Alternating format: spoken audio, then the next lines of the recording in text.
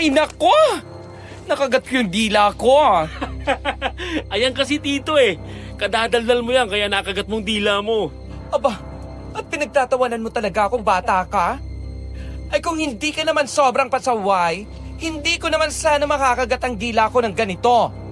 Kaya nga kita tinatalakan kasi puro kakalukuhan. Alam mo, dapat kasi sumakay na lang tayo ng bus para makatipid. Hindi yung tinakas mo pa ang kotse ng papa mo para lang gamitin sa paglalakwatse natin. Ano? Hindi mo sinabi sa papa mo na gagamitin natin tong kotse niya? Pasaway ka talaga, Jelson. Pati kami malalagot yun eh. Pati si Tito Cedric, idinaway mo pa sa kalukuhan mo. Huwag kayong mag-alala. Hindi naman malalaman ni Papa kasi 1 month siya sa Baguio. May importante siyang aasikasuhin doon. Kaya next month pang balik niya. Huwag kayong mag-alala. Kapag nahuli, kayang-kaya yung lusutan ni Jelson, di ba pare? Correct pare. Kaya Tito, Anika, huwag niyo na akong sermonan.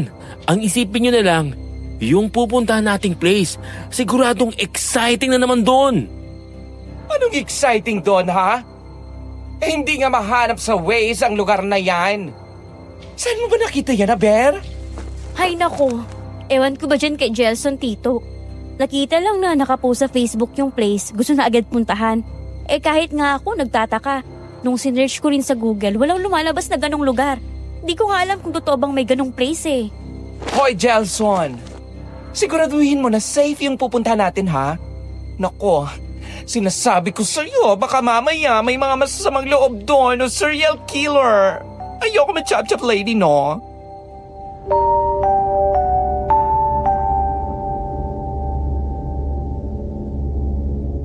Isang magandang araw sa iyo, Miss Ligaya, at sa lahat ng iyong mga tagapakinig. Itago mo na lamang ako sa pangalang Jelson. Ang karanasang ibabahagi ko ay naganap 5 taon na ang nakararaan. Noong panahong iyon, nagpunta ako kasama ang aking mga kaibigan at ang aking tiyuhin sa isang baryo na hindi ko nababanggitin. Pati na rin ang pangalan at lokasyon nito. Gayon din ang mga pangalan ng aking mga kaibigan, tiyuhin at iba pang taong may kinalaman sa karanasang ito ay sinadya kong baguhin. Bago ko simulan ang aking kwento, sa lahat ng tagapakinig na hindi pa nakasubscribe sa channel na ito, mag-subscribe na kayo. Huwag ninyong kalimutang i-like, i-share at mag-comment sa mga magagandang kwento rito sa Aswang Confessions. At huwag din pong kalimutang pasyalan ang isa pa nating channel na Aswang Diaries dahil siguradong matatakot at mag-e-enjoy din kayo sa mga kwentong ipinapadala doon ng ating mga letter senders. Marami pong salamat. Ang iko-confess ko sa inyo, Miss Ligaya, ay masyado kong pasaway noon. Kung ano ang gusto ko, ginagawa ko. Sunod kasi ako sa luho. Simula nang pumanaw si Mama, ibinigay na ni Papa ang lahat ng naisin ko. Mahilig din akong pumunta sa mga malalayong lugar para maglakwat siya. Wala akong pakailam kung gaano kalayo. Basta gusto ko, pupuntahan ko talaga. Tulad na lang ng isang resort na pinuntahan namin na matatagpuan sa isang liblib na baryo. Akala namin na mga kasama ko ay isang masayang bakasyon ang mararanasan namin doon. Yun pala, isang hindi malilimutang bangungot ang nag-aantay sa amin.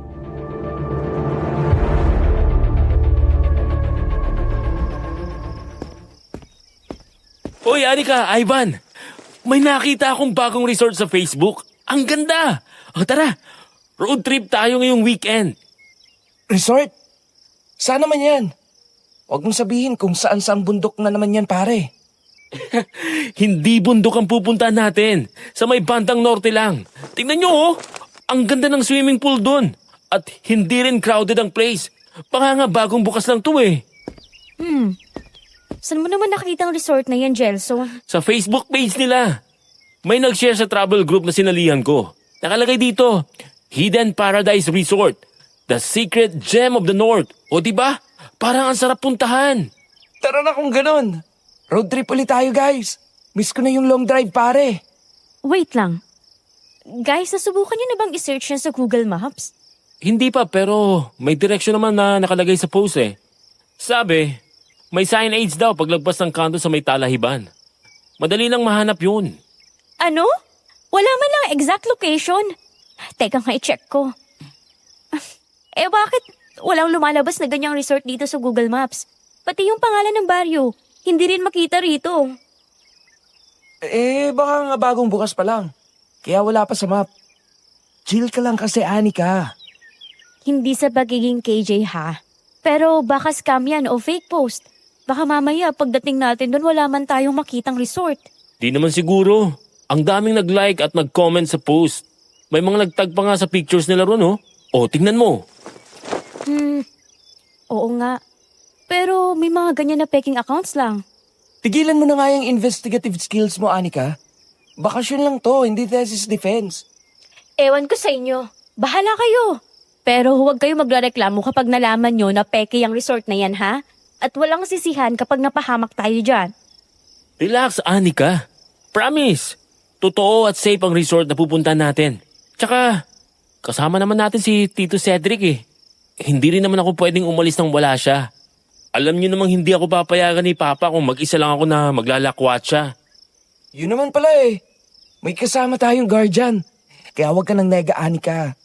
At saka, kapag itong si Jelson ang naghanap ng lugar, siguradong hindi palpak. Excited na ako sa new adventure natin, guys!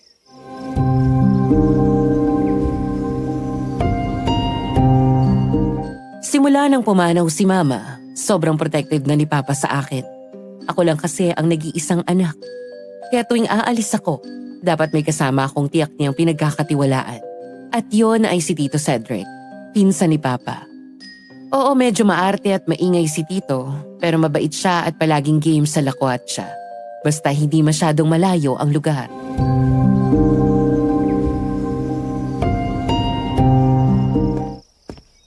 Hoy, Jelson! Anong resort na naman niyang pupuntahan natin? Baka kung saan mo na naman ako dalhin, ha? Tito, promise. Malapit lang itong pupuntahan natin. 3 to 4 hours lang biyahe. Swear. 3 to 4 hours? Anak ng tokwa. Alam mong pala ihi ako eh. Hindi ko kaya yung mahabang biyahe na walang decent CR stop. Huwag kang mag-alala, Tito Cedric. Ako nang bahala maghanap ng stopover para sa pantog mo. Noko. Baka sa kung saan-saan mo na naman ako dadalhin, ha? Alam mo namang masela ng wetpack ko. Hindi ako basta nagsi-CR sa kung saan-saan lang. Hindi, Tito. May mga gas stations na dadaanan natin. Promise. Safe and clean ang CR doon. Sigurado ka ba talaga dun sa pupuntahan natin, Jelson? Wala talagang lumalabas kapag hinahanap po sa Google Maps eh. Ayan ka na naman, Anika eh. Hindi ko naman kayo dadalhin sa delikadong lugar. Trust me. Sigurado magugustuhan niyo yung lugar. Promise. Oo nga naman, Anika. Kilala mo naman si Jelson. Explorer yan. Wala pa siyang lugar na nahanap na hindi maganda. Magtiwala ka lang kasi. Yung huling pinuntahan natin, muntik na tayong masiraan ng sasakyan. Yung malapit sa gubat. Kung natuloy na masira yung sasakyan natin, shock dun tayo magpapalipas ng gabi. Nakakatakot pa naman dun. Pero anong nangyari? Nakauwi naman tayo ng ligtas, di ba? Masyado ka lang kasing nervyosa, Anika. Basta siguraduhin mong may kuryente ron. At maayos ang tulugan natin, ha, Jelson? Baka mamaya sa kubo mo lang kami papatulugin. Sa mga ganun pa naman, maraming lamok. Baka magkaroon pa ako ng dengue ron. Ay nako, Tito. Modern resort yun. At magandang tutuluyan natin. Air-conditioned at maayos ang kwarto. Kaya hindi ka lalamukin. Wow! Parang perfect spot yun para makapagpahinga. Tapos sabi mo pare, may overlooking view din doon, di ba? Tama ka, pare. Magandang view sa nakita ko sa post nila sa Facebook.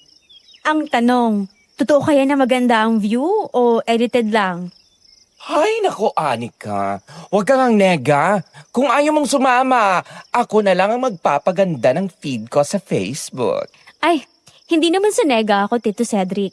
Natatakot lang ako, baka mapunta tayo sa kung saang baryo na walang signal. Sige ka, paano ka makakaora sa Facebook kung walang signal? Walang signal? Eh di mas maganda. Nakakapag-detox tayo sa social media. Di ba paring Ivan? Tama. At least, makakapag-relax tayo, guys. Tara na, set na natin to.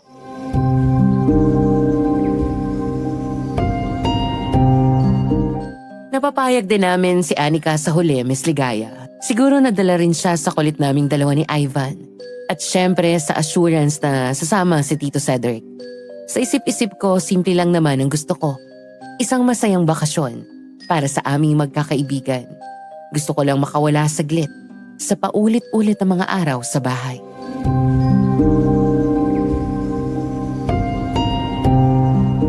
Grabe pare. Buti na lang maaga tayong umalis. Ang ganda ng panahon. Tamang-tama sa road trip natin. Maganda nga, pero sana totoo yung pupuntahan natin. Hanggang ngayon, hindi pa rin ako kampante sa lugar na yun. Ay naku, Anika.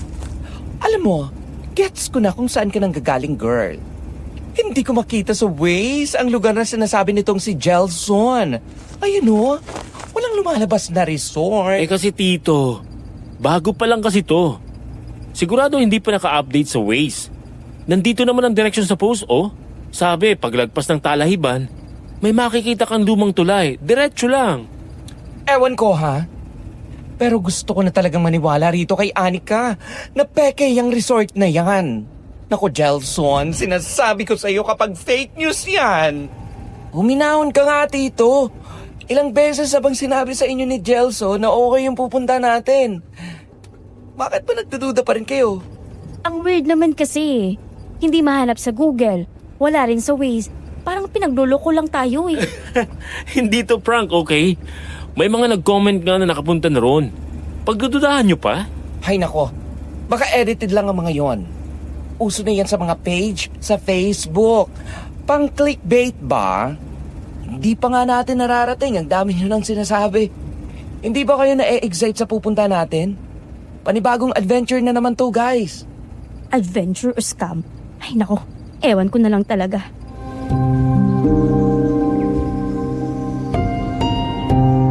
Tahimik lang akong tumawa habang nagdadrive. Mahilig talaga akong mag-imbita kapag gusto kong maglakwatsa. Pero ngayon halatang kabado sina Anika at Tito Cedric. Si Ivan lang ang chill. Habang tumatakbo ang kotse, napansin kong maganda ang panahon at ang sikat ng araw. Perfect day para sa biyahe namin.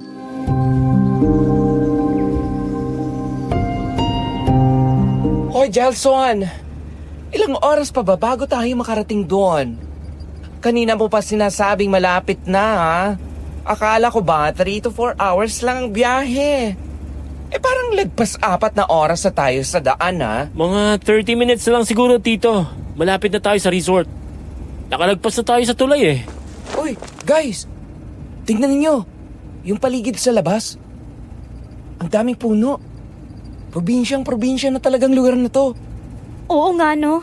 At napapansin ko parang walang mga bahay o kahit anong establishment. True. Parang wala man lang gas station at tindahan sa paligid. Ayoko ng ganito, Gelson. Lalo na't nararamdaman ko na may laman na naman ang pantog ko. Malapit na nga tayo sa resort, Tito. Magtiwala ka lang sa akin. Guys, ganito talaga yata kapag mga tagong lugar. Tingnan ninyo, oh. Maya-maya, makakakita na rin tayo ng mga bahay.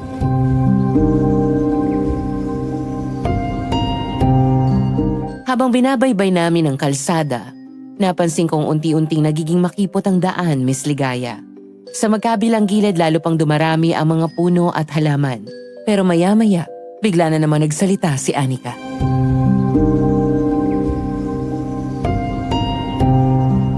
Teka guys, napapansin niyo ba yung nasa gilid ng kalsada? Ano yun, Anika? Mga nicho yatang mga yan. Oo nga, mga nicho nga. Ay! Diyos ko! Sementeryo ba itong dinadaanan natin? Bakit parang walang katapusan ng mga libingan? Nakakaloka! Nakakatakot naman! Grabe naman kayo makareact. Parang sementeryo lang. Madalas naman talaga may mga sementeryo sa gilid ng provincial road eh. Tama si Gelson. Ang daming ganyan sa mga probinsya. Parang kanina pa natin dinadaanan yan eh. Ayoko pa naman nakakakita ng ganyan kapag nasa biyahe. Ayoko na, Gelson.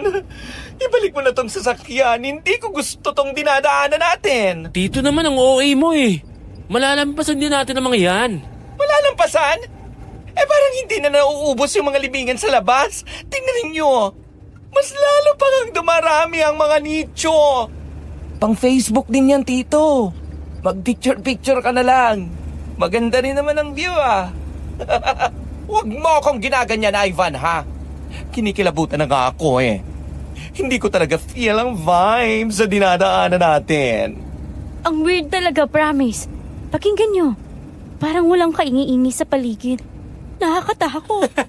Wala namang nakakatakot eh. Masyado lang kayong OA ni Anika, Tito. Sige, tawanan niyo pa kami. Hindi ba kayo kinikilabutan sa paligid? Pakiramdam ko tuloy. Parang ihahatid na ako sa kabilang buhay. At saka, isara niyo na yung salamin ng bintana ng kotse.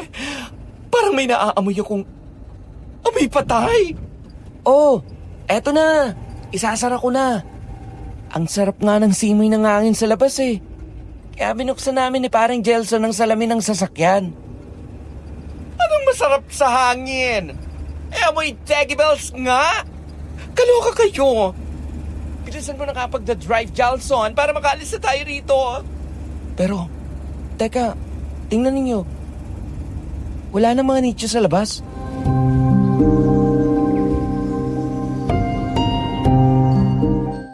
Pagtingin ko sa harap, tama si Ivan. Unti-unti nang napalitan ng mga puno at malalawak na bukuri ng mga nicho sa gilid ng kalsada. May ilan na rin bahay sa malayo.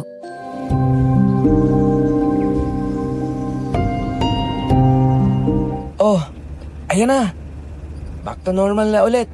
Wala na mga nicho. Oh, Tito Cedric, Anika, huwag na kayong matakot ha. Wala na oh. Mga puno at bukirin na ulit ang nasa labas. Ay, salamat naman. Akala ko talaga diretso na tayo sa kabilang buhay kanina. Sorry pero ayoko talagang nakakita ng mga nicho. Kaya nga lahat ng mga namatay naming kamag-anak pinakremate, di ba? Grabe, hindi ko na uulitin to. Kapag may dinaanan pa ulit tayong sementeryo, pagbalik natin sa Maynila, ayoko nang dumaan sa dinaanan natin kanina, ha? Humanap ka na lang ng ibang daan, Gelson. Para kang nakakita ng multo dito. Sementeryo pa lang yun. Eh paano kung totoong multo na? Sige, Ivan, mga asar ka pa.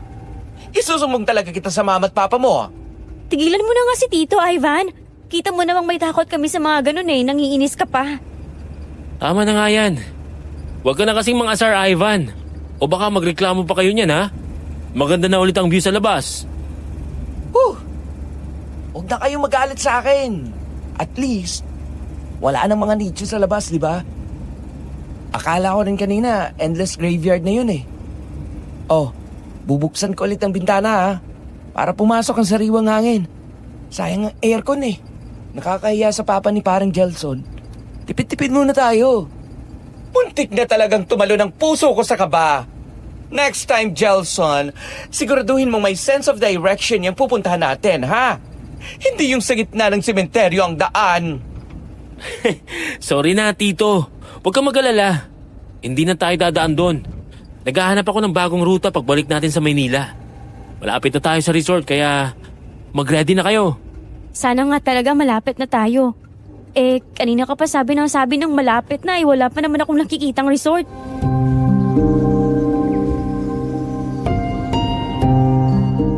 Napabuntong hininga sina Anika at Tito Cedric. Kita sa mukha nila ang ginhawa ng mawala ang mga nicho sa paligid. Si Ivan nakangisi pa rin at tawang-tawa sa reaksyon ng dalawa. Ako naman tahimik lang habang nagdadrive. Hindi ko sinabing medyo kinalibutan din ako nang makita ko ang mga nicho sa paligid. Pero ayokong aminin. Ngayon lang din kasi ako nakakita ng kalsadang nasa pagitan ng malawak na sementeryo na tila walang katapusan. Habang pumapasok ang sasakyan sa mas makipot na daan, napansin kong humina ang signal ng cellphone ko. Pero binaliwala ko yon dahil may nakita akong signboard sa gilid ng daan.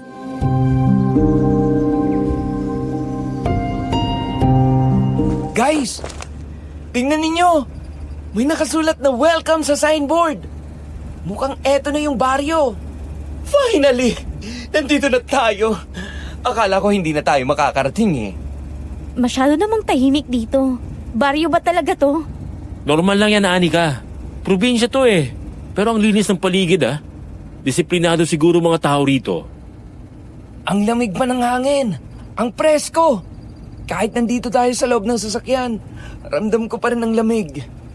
Para na rin tayong naka-aircon, di ba? Parang gusto ko nang tumira rito. Oo nga no. In fairness, malamig nga ang hangin dito. Pero ayoko na masyadong tahimik. Nakaka-boring yun. Tapos ang creepy pa ng lugar nito. Tama si Tito Cedric. Ang weird nga rito. Tapos tingnan nyo, may mga taong nakatingin sa kotse natin. Titig na titig sila sa atin. Siyempre, bagong salta tayo rito eh. Kaya nakatingin sila sa atin. Ganyan din naman yung ibang tao sa mga pinupuntahan nating lugar eh. Yung iba nga, hinahabol pa tayo ng tingin. O, tara, baba tayo ng sasakyan. At magtanong tayo kung saan dito yung resort. Oh, akala ko ba alam mo na ang direksyon kung nasaan yung resort? Para mas mapadali tayo sa pagpunta roon. Mas mabuti siguro kung magtanong tayo sa mga taga rito. Baka may shortcut o mas malinaw na direksyon silang masabi sa atin, hindi ba?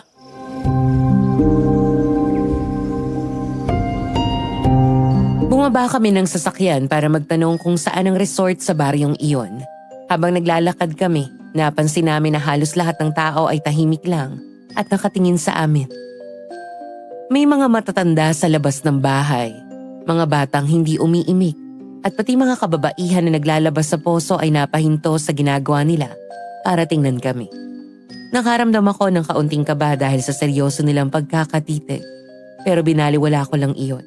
Mas binigyan ko ng pansin ang ganda ng lugar na para bang isang malawak na hardin dahil may mga magagandang halaman sa tapat o sa gilid ng mga bahay. Hindi ko maipaliwanag pero kakaiba ang lugar na iyon.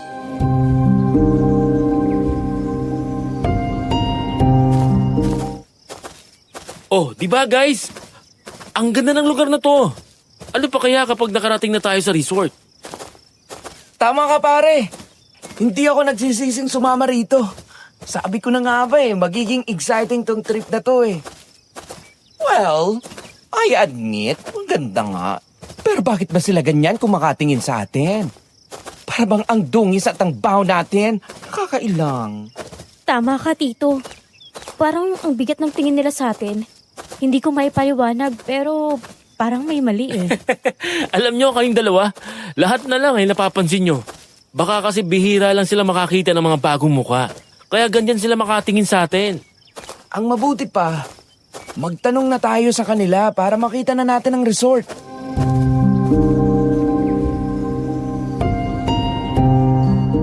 Lumapit kami sa isang matandang babae na nakaupo sa harap ng tindahan. Tinuro niya ang pinakadulong bahagi ng baryo. Doon daw matatagpuan ang resort at ang bahay ng mag-inang may-ari nito. Aling Lolita at Alvaro raw ang pangalan ng mga may-ari ng resort. Hindi na kami nagtanong pa. Naglakad na lang kami pabalik sa sasakyan para puntahan iyon. Pagdating namin sa dulo ng baryo, natanaw agad namin ang isang malaking bahay. Kahit halatang luma na, kita pa rin ang ganda ng istruktura nito. Parang bahay ng mayayaman noong unang panahon. Bukas ang gate, kaya pumasok na kami sa loob. Nanlaki ang mga mata ko nang makita ang loob ng bakuran.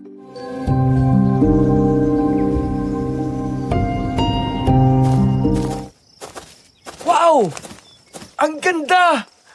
At ang laki ng bahay! Para siyang ancestral house sa mga lumang pelikula. Pati ang bakuran, ang laki at ng lawak. Totoo? Parang hasyenda na yata ito eh. Mukhang mayaman ang may-ari.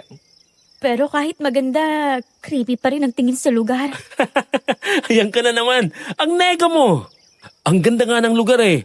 O ayan, hindi yan fake news o scam ha. Totoong lugar yung nakikita natin. Kaya ayoko nang makarinig na wala sa Google o sa Waze itong resort. Nandito na tayo. Totoo ang resort.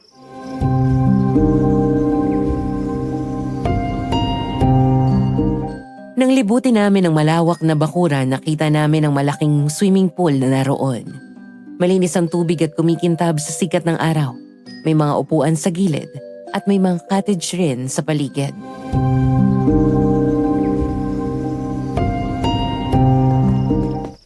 Uy, guys! Ayun ang swimming pool oh! Wow, ang laki!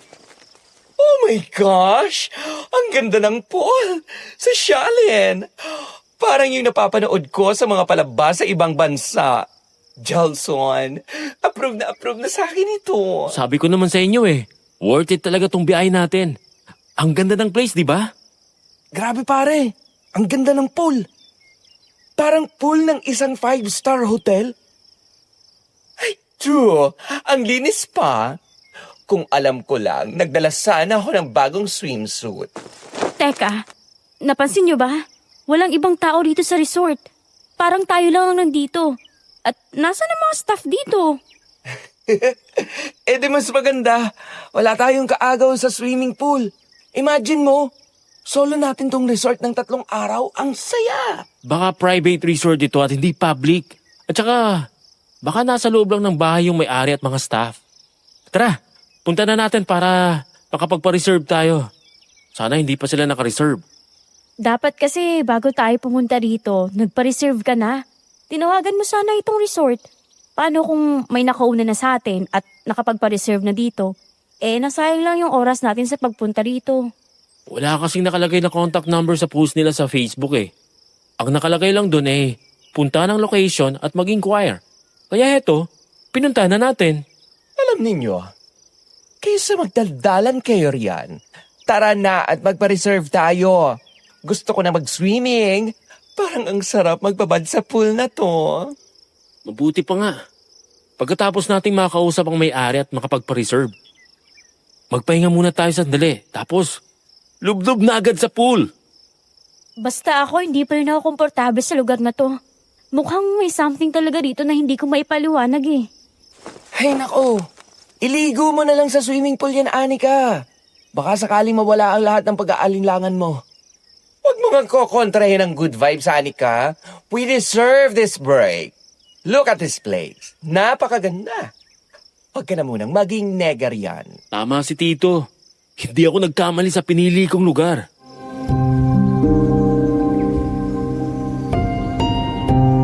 Nagdesisyon kami na makipag-usap sa may-ari para makapagpa-reserve na kami. Habang papalapit kami sa malaking bahay, napansin namin ang mga halamang nasa paligid. Ang gaganda ng mga tanim na orchids. May malaking puno rin ng mangga at santol malapit sa swimming pool. Ang malaking bahay ay may 2 palapag at may balkonahe ang bawat kwarto.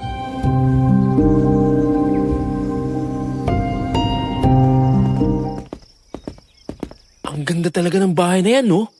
Lumang style pero ang lakas makamayaman. Oo nga eh. Parang bahay ng artista. Mamaya magpipicture-picture tayo. Sayang ang magagandang view. Ay, bet na bet ko tong bahay na ito. May pagka-old Spanish style. Perfect para sa picture-picture.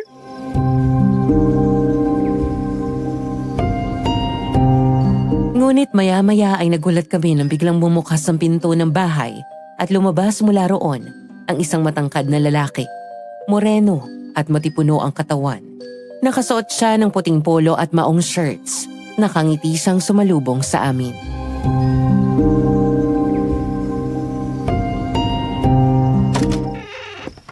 Magandang hapon.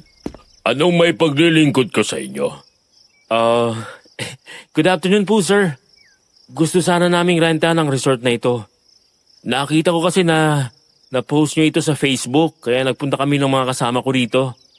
Maaari po ba namin makausap ang may-ari? Mga dayo kayo.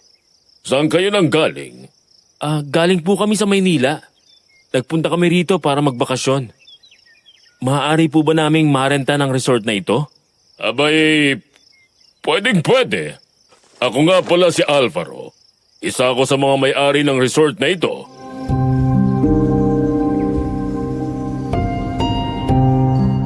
Nang makita ni Tito Cedric si Alvaro, agad na nagliwanag ang mga mata niya dahil nakita siya ng gwapong lalaki. Bukod kasi sa matangkad at malaki ang katawan nito, gwapo si Alvaro. Para ba mukhang artista sa pelikula at sa TV. Kaya mukhang tumibok na naman ang puso ng aking tiyuhin, estetiyahin pala.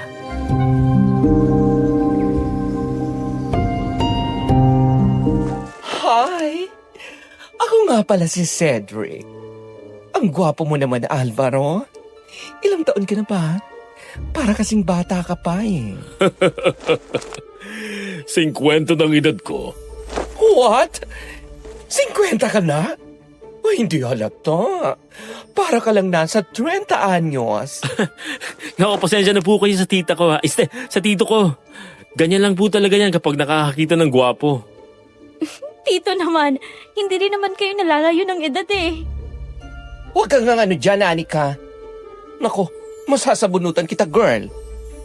Ay, pasensya ka na ha, Alvaro. Gusto pa kasi yata niyang ibuking ng edad ko. Ang totoo, 40 na ako.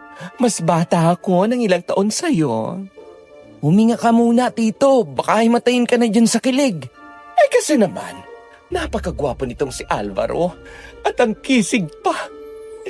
Hindi talaga ako makapaniwala na 50 na ang edad mo, Alvaro. Anong ginagawa mo para hindi magmukhang matanda? Anong sikreto mo? Wala naman akong sekreto. Tamang disiplina lang at pagkain ng masustansyang pagkain. Ay nga pala, hindi ko pa alam ang iba ninyong pangalan. Itong si Cedric pa lang ang nagpakilala sa akin.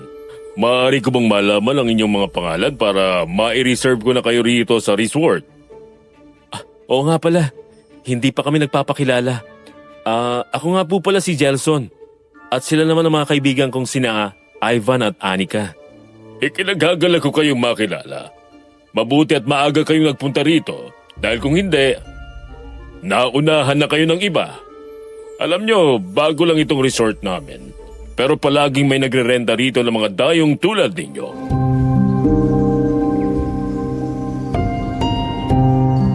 Nasa ganoon kaming tagpo nang biglang bumukas ulit ang pinto ng bahay at lumabas ang isang matandang babae na may mahabang buhok, nakasuot ng itim na bestida at malapad ang pagkakangiti. Lumapit siya sa amin.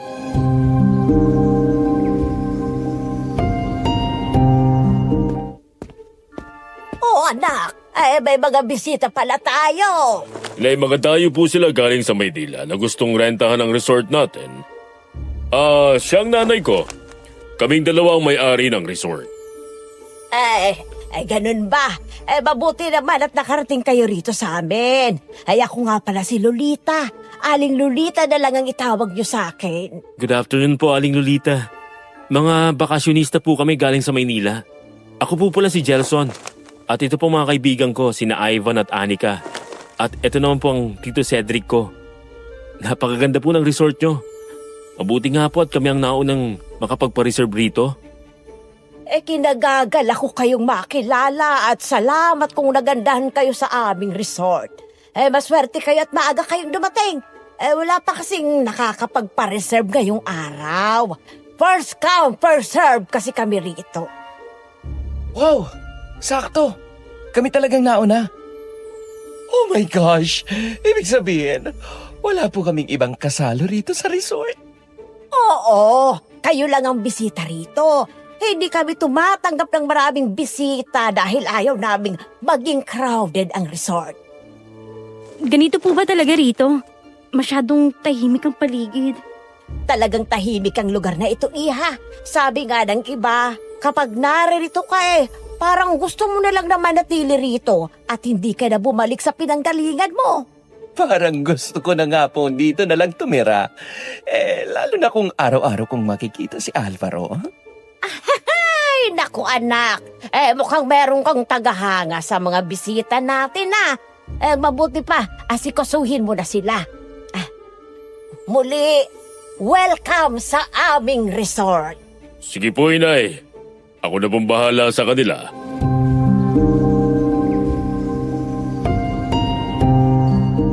Pagkatapos kaming asikasuhin ni Alvaro, inilibot niya kami sa bahay nila, kung saan kami manunuluyan sa loob ng 3 araw. Si Tito Cedric naman, halos hindi maalis ang tingin kay Alvaro habang iniikot niya kami sa bahay.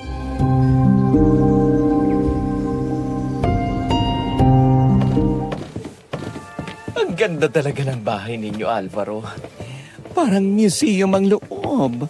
Ang daming magagandang gamit at mga antigo pa.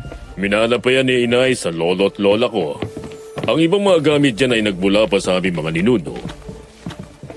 Grabe, ang yaman ninyo pala. Pero bakit Inay ang tawag mo kay Tita Lolita at hindi Mama or Mommy? Hindi bagay sa kanyang Inay. Dapat Mama or Mommy, di ba? Nakasanayan ko na kasi na tawagin siyang Inay. At yun din kasi ang gusto niyang itawag ko sa kanya. Simple lang kasi si Inay at hindi siya mahilig sa karangyaan. Nakita niyo naman sa suot pa lang niya, hindi ba? Hindi rin siya nagsusuot ng alas. Kaya kahit may kaya ang pamilya namin, nananatili pa rin siyang mapagpakumbaba at kontento sa kung anong meron kami. Ang humble niyo naman. Mukhang masarap maging parte ng pamilya ninyo. Ay, baka pwedeng dito na lang ako tumira, Alvaro. May asawa ka na ba? Ako na lang ang gawin mong asawa. Tito, ang bibig mo. Nakakaya kay Sir Alvaro. Pasensya na po kayo sa tito ko, sir, ha? Malandi po talaga yan, eh. Walang problema sa akin. Masaya nga kausap itong si tito mo, eh. Nga pala, ihahatid ko na kayo sa mga magiging kwarto nyo. Ay, pwede pa. Doon na lang sa kwarto mo ko ihatid, Alvaro. Tito, magbehave ka nga. Tito, wala pa nga tayong isang araw dito. Baka mamaya mapaalis tayo ng oras dahil sa kalandian mo. Eh kasi naman, parang leading man sa isang teleserye o romantic movie itong si Alvaro eh. Hindi ko kayang hindi kiligi. Tito, baka sabihin ni Sir Alvaro may kasama kaming baliw. Maayos ka nga. Ang harot-harot mo. Hayaan nyo na siya. Nakakatuwa nga siya, eh. Dito sa unang kwarto, ito ang magiging kwarto mo, Gelson. Tama ba? At ikaw si Ivan, di ba? Doon naman sa kabila ang kwarto mo, Cedric. At yung katapat niyon, yun ang kwarto mo, Anika.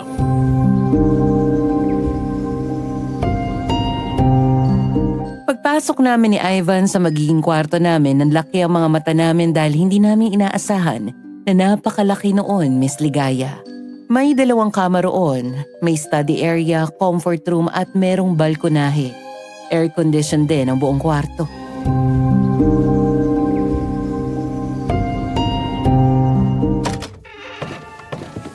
Uy, Gelson, ang laki ng kwarto natin ah.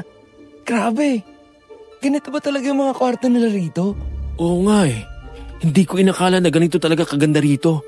Akala ko, probinsya vibes lang. Pero parang nasa 5-star hotel tayo. Pare, tingnan mo tong kama. Ang laki at ang lambot. Ang sarap bigaan. King size bed pa yata ito eh. Parang gusto ko na lang matulog. Uy, bumangon ka riyan at magsiswimming pa tayo. Mamayang gabi ka na humilata riyan.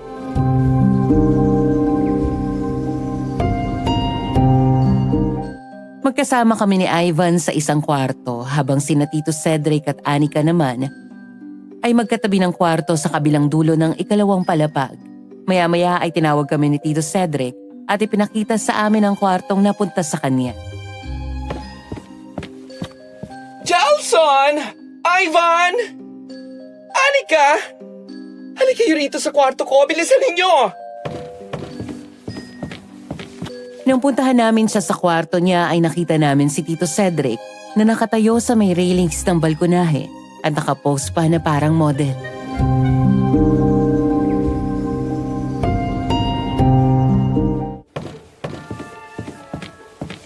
Oh, Tito, bakit ka sumisigaw riyan? Tingnan ninyo, ang ganda-ganda ng view dito. Tanaw na tanaw ang bundok at ang malaking bakuran ni na Alvaro. Para akong nasa paraiso. Oo nga, ang presko ng hangin dito. At ang ganda nga ng view. Ay, Diyos ko. Kung may ganitong view, tapos si Alvaro pa ang kasama ko araw-araw, hindi na ako babalik ng Maynila. Ang lakas talaga ng tama mo sa kanya, no, Tito? Baka mamaya may love ka talaga kay Alvaro, ha, Tito? At bakit hindi? Gwapo siya, matipuno, tapos mabait at mayaman pa. Baka nga siya na ang destiny ko eh. Huwag kang ilusyonada, Tito. Baka nga hindi na siya available, eh. Baka may jowa o asawa na siya. Wala naman siyang sinabi na may asawa o girlfriend na siya. Kaya may chance pa rin kaming dalawa. Pasensya na kung nakistorbo ko sa inyo. Gusto ko lang kayong ipakilala sa mga kasama namin sa bahay. Dahil sa 3 araw na pananatili nyo rito sa resort, sila ang maaari nyong utusan o hinga ng tulong. Ah, sige po, sir. Okay lang po sa amin yan. Of course, Alvaro. Ready na ako. Basta ikaw. O siya, sige. Sumunod kayo sa akin sa ibaba para makilala nyo sila.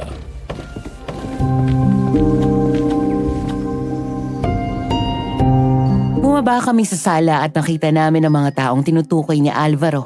Isang matandang lalaki na matangkad, payat at seryoso ang muka at isang matandang babae na maikli at kulot ang buhok at mukhang tahimik.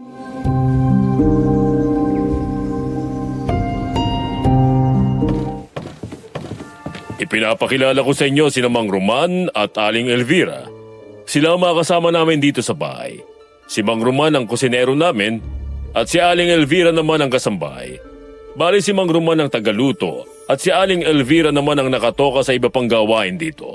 Tulad ng paglilinis, paglalaba at iba pa. Magandang hapon po sa inyo. Magandang hapon din sa inyo. Magandang araw din. Sila po ba ang staff ninyo rito? Oo, sila lang ang mga trabahador dito sa resort. Matagal na silang naninilbihan sa amin. Pamilya na rin ang turing namin ni Inay sa kanila.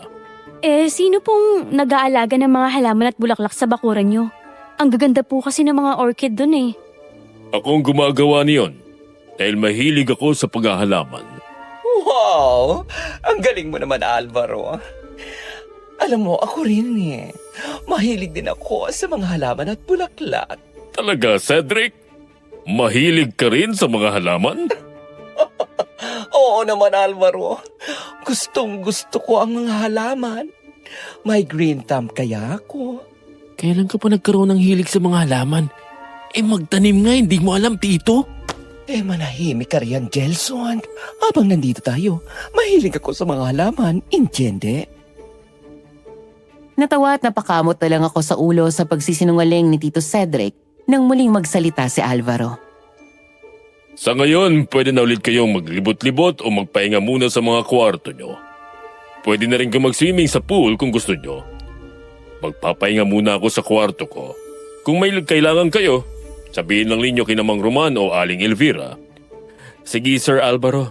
Salamat ah. Si Aling Lolita. Parang hindi mo yata siya kasama. Nagpapahinga si Inay sa kanyang kwarto. Kaya hindi niya kayo mahaharap ngayon. Excited na ako mag-swimming. Tara na, guys. Lumusong na tayo sa pool.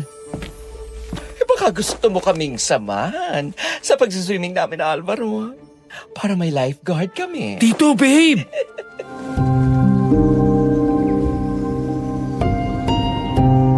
Ngumiti lang si Alvaro bago tumalikod at nagpunta sa kwarto niya.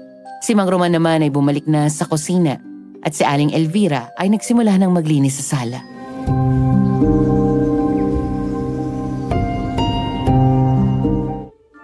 Guys, may napansin ba kayo? Ha? Ano naman yan, Anika?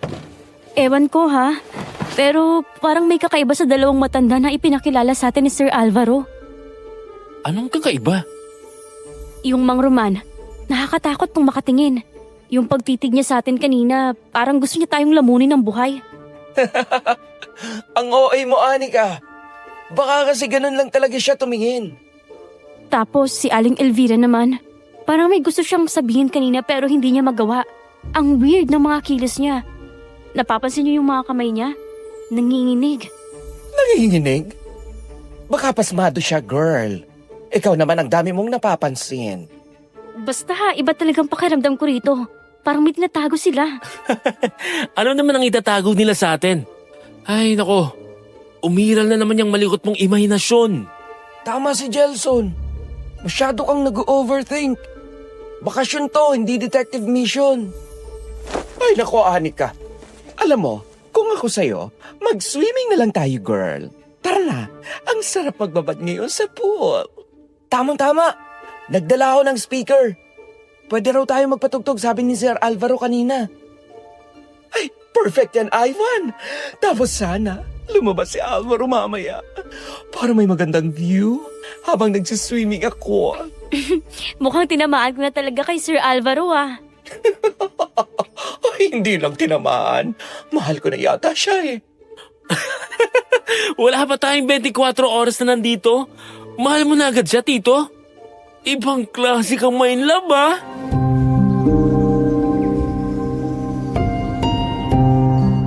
Nagtawanan kami sa sinabi ni Tito Cedric kahit may bahid ang kaba sa mga mata ni Anika.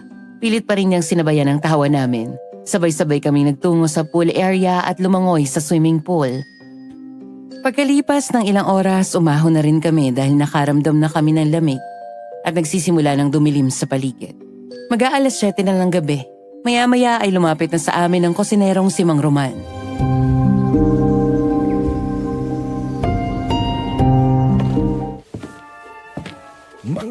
Mga sir, ma'am, nakahanda na po ang hapunan ninyo. Ha? Hindi pa naman po kami nag-order ng pagkain, Mang Roman. Nakapackage na po yan, sir. Kasama ng sa binayaran ninyo ang lahat ng pagkain sa loob ng 3 araw. May agahan, tanghalian, at merienda tapunan. May libreng drinks din. Wow! All-in package pala. Akala ko itong resort at kwarto lang ang binayaran namin. Kasama na rin pala pati ang food. Opo. Yung kinuha ninyong package, kasama na po doon ang unlimited meals at amenities sa resort. Ang galing naman.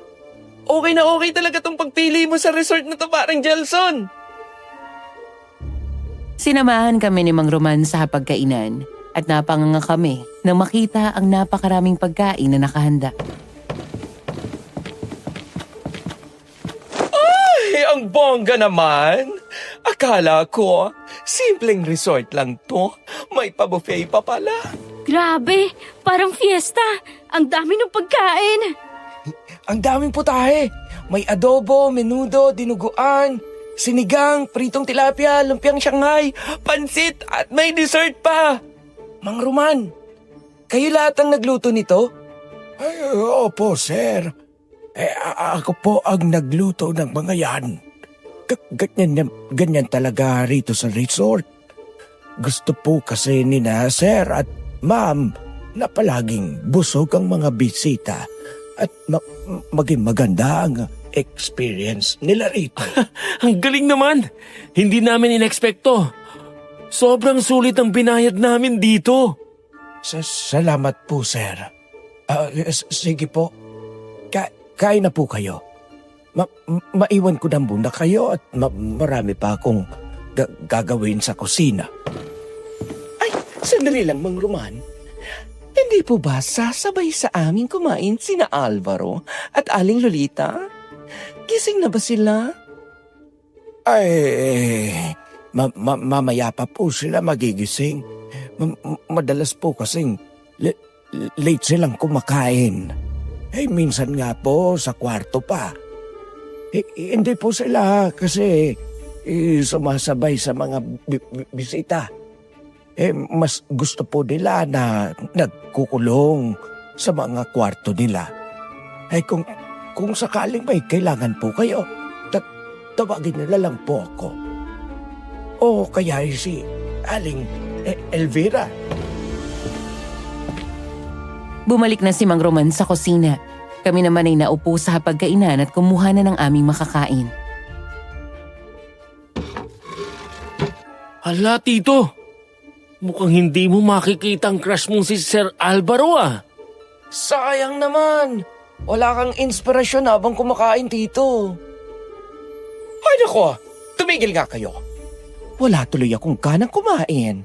Kahit mukhang masarap itong mga pagkain, hindi ko man lang siya makikita habang kumakain ako. Grabe, ang sarap nito. Parang sa 5-star hotel ang lasa nitong mga pagkain. Wow, ang lambot ng karne. Tapos yung sinigang, perfect yung asim. Ano kayang sikreto ni Mang Roman kung bakit sobrang sarap ng mga niluto niya? Parang ngayon lang ako nakakain ng ganito ka-perfect na pagkain. Kaya siguro mag-isa lang siyang kusinero rito. Kasi hindi niya kailangan ng tulong.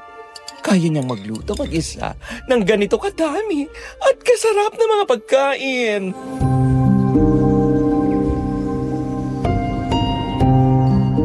Nasa kalagitnaan kami ng pagkain nang bigla naming marinig ang kakaibang ingay mula sa labas, Miss Ligaya. Parang may mga malalaking pakpak na pumapagaspas.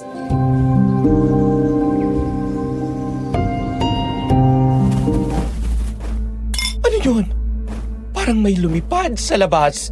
Baka malaking paniki o ibon lang yon. Malapit kasi tayo sa bundok. Normal lang ang mga ganyan dito sa probinsya. Hindi. Parang hindi paniki o ibon yun. Ang lakas ng tunog eh. Parang hindi hayop ang may gawa. Tara, labas tayo guys. Tingnan natin kung ano yon.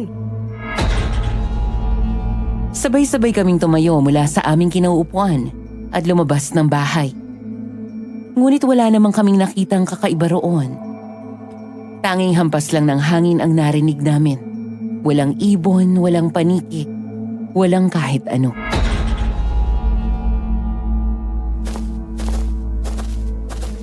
Wala naman eh. Baka nga paniki. O kaya ibon lang yun. O malakas sa hangin lang. Tara na, balik na ulit tayo sa loob. Gutom pa ako eh. Pero sigurado akong may narinig talaga ako. Gutom lang yan, Hanika. Kaya tara na, bumalik na tayo sa loob. Kahit ako, nabitin ako sa menudo at tinuguan.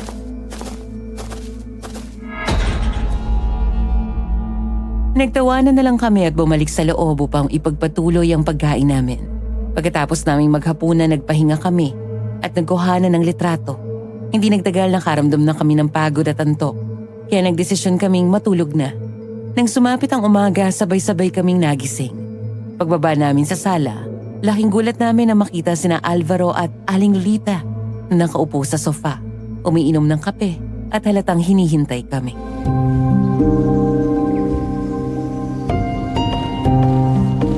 Magandang umaga sa inyo. Mabuti at gising na kayo. Mag-almusal na kayo. Kanina pa inihanda ni Mang Roman ang almusal nyo. Ay, oo nga. Bago pa lumamig ang kape at mga pagkain, kumain na kayo. Eh baka naman pwede mo kaming sabayan sa almusal, Alvaro, para mas masaya. Nakakatuwa ka talaga, Cedric. Tapos na kami mag-almusal ni Inay. Kape na lang ang iniinom namin. Ay sayang naman. Kagabi, hindi rin namin kayo naabutan. Gusto pa naman namin kayong makasama sa hapunan. Pasensya na kayo. Nakasanayan na namin ni Inay na matulog sa hapon at gabi na lang nagigising. Eh, ako naman. Dahil matanda na ay madaling antukin. Kahit nakagigising ko lang maya-maya ay aantukin na ulit ako. Ganyan talaga siguro kapag tumatanda na. Palaging nagiging antukin. Sir Alvaro, ito lang po ba talagang resort ang pinagkakakitaan nyo? I mean, ito lang ba ang bread and butter nyo? Hindi naman. Isa lang itong resort sa mga negosyo namin. May iba pa kaming negosyo na ipinapamahala sa ibang tauhan namin. So dito po kayo nakafocus sa resort? Oo. Mas gusto kasi namin dito. Tahimik at less stress kumbaga. Tama lang na ito ang i-manage ninyo. Kung hindi sana kita nakilala, Alvaro. Hindi ko sana masisilayan ang iyong kagapuhan at kakisigan. Naku, ayan na naman si Tito. Nagmumurang kamyas naman. Tito, pwede ba? Mamaya ka na kiligin dyan. Kumain na muna tayo. Ang aga-aga, ang landi-landi mo eh.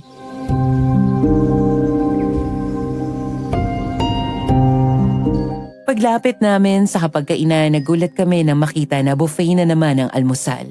May sinangag na tuyo, longganisa, itlog, tinapa, hotdog, bacon, champurado, arroz caldo, pandesal at iba pang nakahain. Parang hotel breakfast ang dating.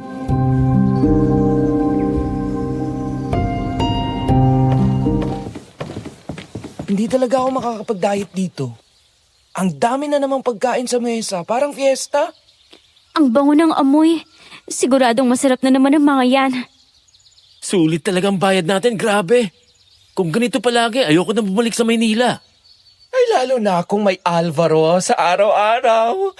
Hindi na talaga ako aalis dito. Sus! Landi mo talaga, Tito, ha?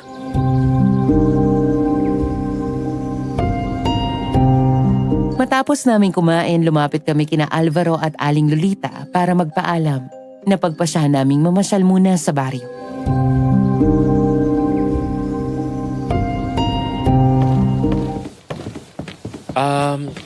Sir, Aling Lolita. Mamamasyal muna po kami sa baryo. Maglalakad-lakad lang po kami. O siya, sige. Sulitin ninyo ang pamamasyal habang nandito kayo sa probinsya. Ang paligid at hangin ay isa yan sa mamimiss ninyo pagbalik ninyo sa Maynila. Tama po kayo, Aling Lolita. Mas gusto ko nga dito eh. Lalo na kung makakasama ko araw-araw ang inyong anak na si Alvaro. Naku Tito, lumalandi ka na naman. Halika na nga. Bago pa tuluyang ma-turn off si Sir Alvaro sa'yo. Alvaro, pwede mo ba kaming samahan sa pamamasyal?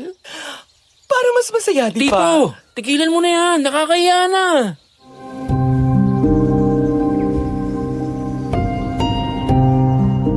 Natawa na lang sina Alvaro at Aling Lolita. Uy guys, tingnan nyo. Walang anino yung dalawang lalaki na naglalakad sa unahan natin. Ha? Walang anino? Nasaan? Ayan o, tingnan nyo mabuti yung dalawang lalaki na yan sa harap natin. Wala silang anino. Imposibleng hindi makita ang anino nila sa lupa. Ang init ng sikat ng araw. Napatigil kami sa paglalakad, sabay-sabay kaming napanganga, Miss Ligaya. Tama si Anika.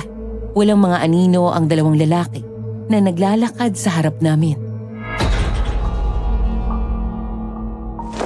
Paano nangyari yan? At saka tingnan nyo, yung ibang naglalakad. Wala rin silang mga anino. Oo nga, no. Wala nga silang mga anino. Baka optical illusion lang yan. Pinaglalaroan lang tayo ng ating mga mata. Hindi pwedeng optical illusion yan, Tito. Ang optical illusion nabubuo lang kapag may bias sa liwanag o sa paningin. Pero malinaw yung nakikita ko. Maliwanag ang araw, diretso ang liwanag. Pero wala talagang anino.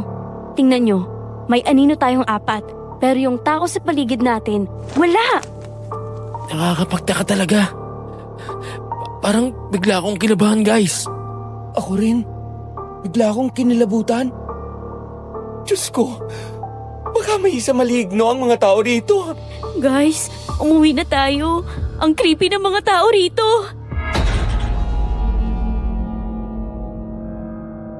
Nagmamadali kaming bumalik sa resort. Tahimik kaming lahat habang naglalakad. Pagdating namin sa tinutuluyang bahay, nagkatinginan kami at napagpasyahang huwag mo nang sabihin kina Alvaro at Aling Lolita ang aming nakita. Bumaghapon na hindi naalis sa isip namin ang nakita namin sa baryo. Pati si Tito Cedric na wala nang ganang magbiro. Kinagabihan habang naghahapunan kami, hindi na napigilan ni Anika na magbukas ng usapan.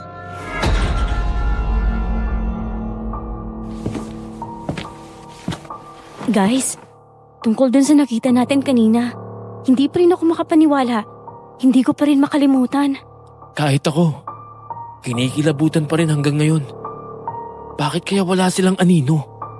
Pero baka naman may scientific explanation yun. Huwag muna tayong mag-isip ng kung ano-ano. Nasa ganun kaming tagpo nang may biglang sumabat sa usapan namin. Narinig ko ang pinag-uusapan ninyo. Tungkol ba sa mga taong walang anino? Opo, Aling Elvira. Nakita niyo rin po ba? Bakit po? May alam po ba kayo tungkol doon? Huwag na kayong magtagal dito.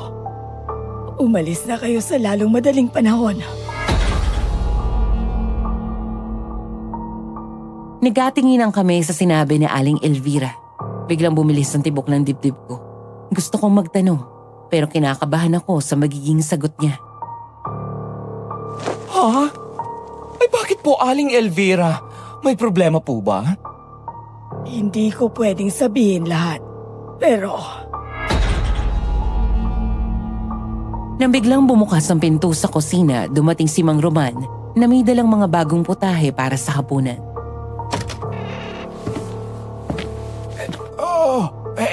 Elvira, mabuti nakita kita. Kanina ka pa hinahanap ni Ma'am Lolita. May ipapalinis daw sa itaas. sige. Pupunta na ako. Bilisan mo. At baka naghihintay sa'yo si Ma'am. Tumingin pa sandali sa amin si Aling Elvira.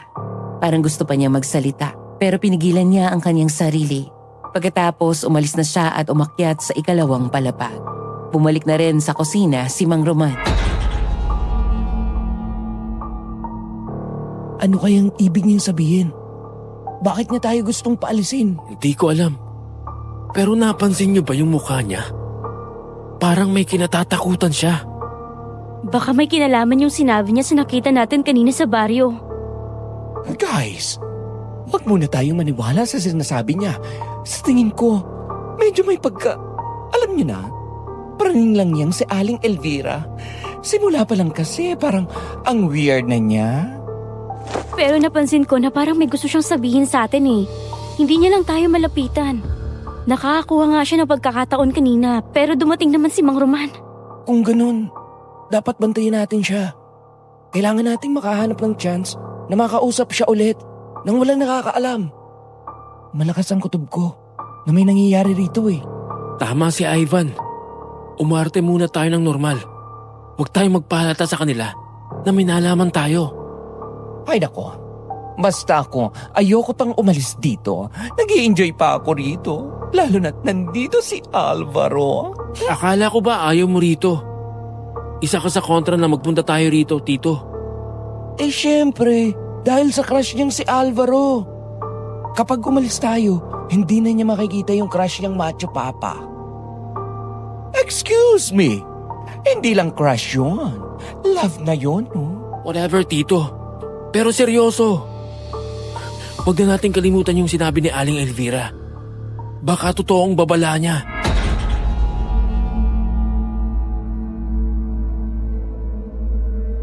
Habang nag-uusap kami, nagulat kami na biglang dumating si Alvaro at nakangiti siya sa amin. Oh, nagustuhan niyo ba ang hapunan na inihanda ni Mang Roman ngayon? Sabi niya, paborito niya raw ang sinigang at minuto niya. Ay, ikaw pala yan, Alvaro. O syempre naman, gustong-gusto namin ang luto ni Mang Roman. Mabuti naman at nagpunta ka rito ngayon sa pagkainan. Ano, sasabayan mo na ba kaming kumain? At si Aling Lolita, kumain na ba? Nako, katatapos lang namin kumain ni Inay. Doon na kami kumain sa kwarto namin. Nga pala, bukas huling araw niyo na rito sa resort, di ba? Nais ko sana kayong imbitahan sa selebrasyon dito sa baryo. Ginagawa namin yon tuwing buwan ng Mayo. Parang Thanksgiving. Maliit na salo-salo lang. Sigurado kung magugustuhan niyo ang pagdiriwang namin dito sa baryo.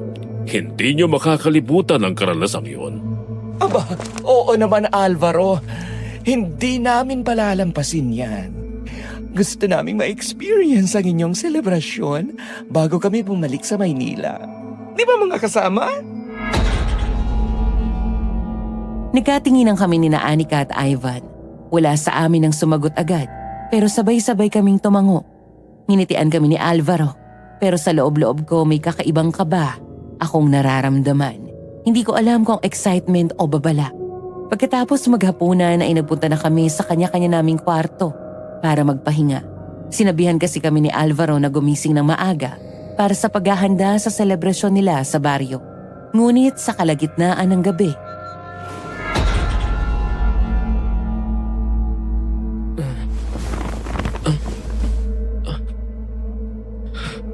Nagugutom ako. Parang gusto kong kumain. bumangon ako mula sa kama. Si Ivan himbing na himbing pa rin sa kanyang pagtulog. Tiningnan ko ang oras sa cellphone ko. 12:00 na ng gabi. Nagdesisyon akong bumaba sa kusina para kumuha ng makakain. Baka may tinapay pa sa kusina. O biskwit man lang. Dahan-dahan akong lumabas ng kwarto. Madilim ang hallway. Tahimik ang buong bahay. Bumaba ako sa hagdan. Habang papalapit ako sa kusina, may narinig akong kakaibang tunog.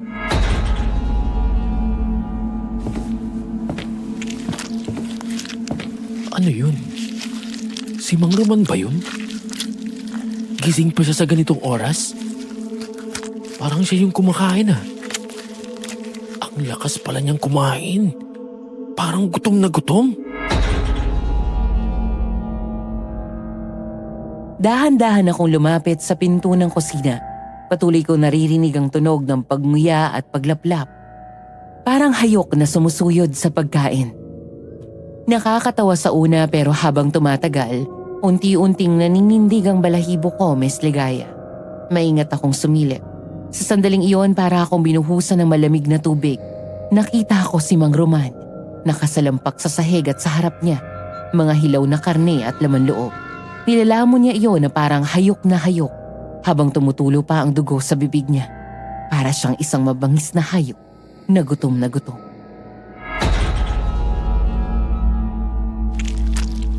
Diyos ko, bakit siya kumakain ng hilaw na karne? At mga laman loob? At sarap na sarap pa siya. Inilabutan ako. Dahan-dahan ako umatras at patakbong umakyat muli sa hagdan. Papasok na sana ako sa kwarto namin ni Ivan nang biglang bumukas ang pinto ng kabilang kwarto. Lumabas mula roon si Anika. Oh, Jelson! Gising ka pa pala? Teka, bakit parang namumutla ka? Ha? Oo. Nagising ako kasi nakaramdam ako ng gutom. Hindi ako nakakain ng maayos kanina. Ikaw, saan ka pupunta? Nauuhaw kasi ako. Kukuha lang sana ako ng tubig sa kusina. Bakit? May problema ba? Huwag kang bumaba, Anika. Ha? Bakit naman? Hindi pwede. Nakita ko kasi si Mang Roman. Ha? Si Mang Roman? Gising pa siya ng ganitong oras? Makinig ka, Anika. Nakita ko si Mang Roman. Kumakain siya ng hilaw na karne at mga lamang loob sa may kusina. Sigurado ka ba sa nakita mo, Jelson? Hindi ka ba nagbibiro? Hindi ako nagbibiro, Anika.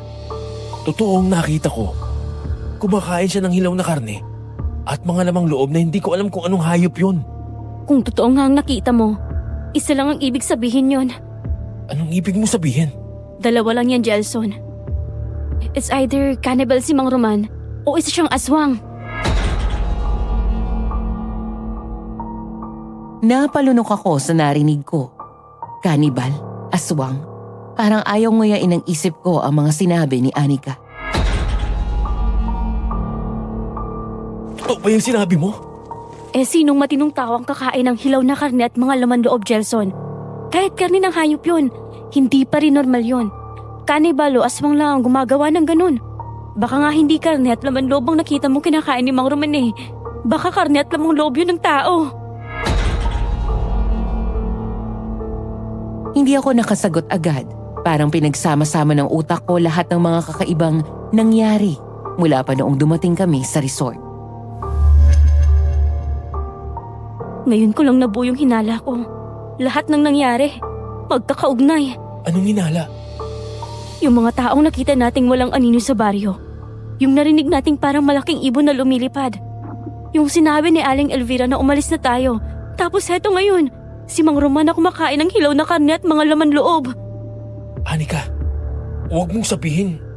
Posibleng mga aswang nakatira sa baryong to. Pati sina Kuya Alvaro at Aling Lolita. Baka mga aswang din sila. Ilang minuto akong hindi nakagalaw, Miss Ligaya. May punto si Anika. Parang may kaugnayan sa isa't isa ang mga pangyayari. Kung totoo yung hinala mo, delikado tayo rito. Hindi na tayo pwedeng manatili pa rito. Tama, pero kailangan nating makasiguro. Ang tanging makakapagsabi lang sa atin ng totoo ay si Aling Elvira. Paano natin siya makakausap? May sarili siyang kwarto, di ba? Puntahan natin siya. Kakausapin natin siya ngayon din. Gisingin mo si Ivan. Ako naman, gigisingin ko si Tito Cedric. Sabay-sabay nating kausapin si Aling Elvira. Nagkatinginan kami ni Anika. Pareho kaming kabado. Pero alam naming pareho. Simula sa gabing iyon, wala na kaming kasiguraduhan sa lugar na iyon. Hindi na kami nagpatumpik-tumpik pa. At agad namin ginising sina Ivan at Tito Cedric.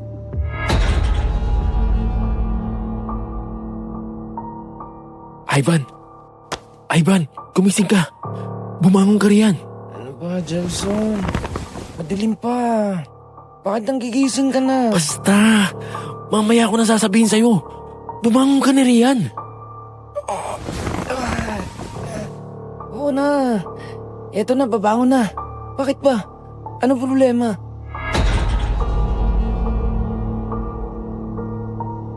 Paglabas namin ng kwarto ni Ivan, naroon ang sina Anika at Tito Cedric. Nakitang-kita sa kanilang mukha ang kaba at takot. Nakakainis naman kayo eh. Ang sarap ng tulog ko, ginising ninyo ko. Bakit ba? Makinig kayo. Ivan, Tito. May nakita kasi si Jelson sa may kusina eh. Ano na naman ang nakita mo, pare? At ginising mo pa kami. Pwede mo naman sana bukas na lang sabihin yun sa amin eh. Makinig kayo. Si Mang Roman, nakita ko siya sa kusina. Kumakain siya ng hilaw na karne at mga lamang loob. Ano? Hilaw na karne at lamang loob? Ang sabi ni Anika, kung hindi cannibal, aswang si Mang Roman. At yung mga taong nakita natin kanina sa labas, yung mga walang anino, baka may kinalaman yung sa nakita ni Jelson. At yung narinig nating lumilipad nung unang gabi natin dito. At yung pagpapaalis sa atin ni Aling Elvira. Magkakakonekta yun. Huwag ninyong sabihin na, oh my God, tama ba yung naiisip ko? Kung ano man yung nasa isip mo, Tito, yun na yun. Kaya dapat nating makausap si Aling Elvira. Kailangan nating malaman sa kanyang totoo.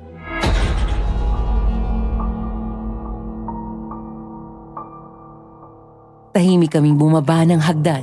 Napadaan kami sa kusina at wala na roon si Mang Roman.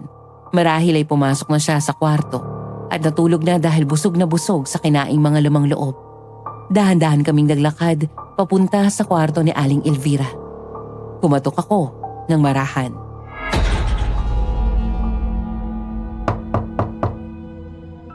Aling Elvira?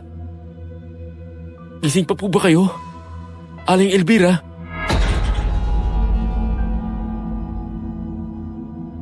Pagkaraan ng ilang segundo, bumukas ang pinto. Bumungad sa kanila si Aling Elvira. Halatang bagong gising at naguguluhan. Anong ginagawa ninyo rito? Pasensya na po. Pero kailangan namin kayong makausap. Tungkol po sa sinabi niyo kanina. At sa nakita kong ginagawa ni Mang Roman. Anong nakita mong ginagawa ni Roman? Si Mang Roman po eh. Nakita ko na kumakain ng hilaw na karne at lamang loob. Diyos ko. Mabuti at hindi kanya naamoy iho. Pumasok muna kayo sa loob. Bilisan ninyo. Baka may makarinig sa atin. Agad kaming pumasok sa loob ng kwarto niya at nagmamadali siyang isinara ang pinto. Aling Elvira, sabihin niyo po sa amin ang totoo. Ano ba talagang nangyayari rito? Bakit niyo kami sinabihan na umalis na? Anong ibig sabihin nung nakita ko kanina? Makinig kayo sa akin. Hindi ordinaryong tao si Roman. Isa siyang aswang. Ano? Aswang si Mang Roman? Ay Diyos ko, gustong-gusto pa naman namin ang mga luto niya. Yun pala, ang naghahanda sa amin na pagkain ni isang aswang. Nakakakilapot. Ikaw, Aling Elvira, baka aswang ka rin ha? Hindi ako aswang. Isa rin akong ordinaryong tao tulad ninyo. Pero si Roman, si Alvaro, pati ang nanay niyang si Lolita, mga aswang silang lahat.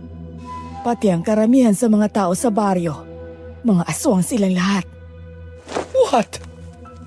Si Alvaro? Ang aking si Alvaro ay aswang? Sabihin mo na nagbibiro ka lang, Aling Elvira. Hindi magandang biro yan. Hindi ako nagpipiro. Gusto ninyong malaman ang katotohanan, di ba? Pwes, yan ang totoo. Ang lahat ng mga tao rito sa baryo ay mga aswang. Pwera sa akin. Wala kaming kamalay-malay na pinapakain na pala kami ng aswang. Baka mamaya maging aswang din tayo. Wala silang balak na gawin kayong aswang. Kaya wala kayong dapat ipag-alala. Kahit nakakain kayo ng mga pagkain na niluto ni Roman. Ang totoo, nung dumating kayo rito, gusto ko na sanang sabihin sa inyo, hindi lang ako makakuha ng tiyempo Palagi silang nakabantay. Paano nangyari na naging baryo ng mga aswang ang lugar na ito? Ang baryong to, hindi totoong baryo. Gawa-gawa lang ng mga aswang ang lugar na ito. Nililin lang nila ang mga turista na nagpupunta rito. May sariling mundo ang mga aswang. Pero gusto nilang mamuhay dito sa mundo ng mga tao. Kaya kahit na pangit at nakakakilabot ang kanilang mga anyo, nagagawa nilang maitago ang tunay nilang anyo sa mga ordinaryong tao tulad natin. Ibig sabihin, yung itsura nila ngayon, hindi yun ang totoo nilang anyo. Sa mundo nila, pangit at nakakakilabot ang anyo nila. Pero kapag nandito sila sa mundo ng mga tao, nagagawa nilang magbago ng anyo at magmukhang katulad natin. Ano? Akala ko gwapo si Alvaro. Halimaw palang lalaking yon. Ew! Ayoko na sa kanya. Ayoko magkaroon ng jowang aswang. May dapat kayong malaman. Para manatili silang nasa anyong tao, kailangan nilang kumain ng sariwang karne at laman loob ng tao taon-taon. Kung hindi, babalik sila sa anyong halimaw nila. At kayo ang napili nilang gawing pagkain ngayong taon. Ayoko maging pagkain ng mga aswang. Akala ko mag-i-enjoy tayo rito. Pero impyerno palang naghihintay sa atin. Nasa ganoon kaming tagpo nang bigla kaming nakarinig ng mga kaluskos at pagaspas ng mga pakpak na lumilipad.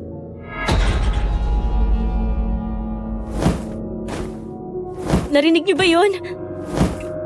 Ganun na ganun yung narinig natin nung nakarang gabi.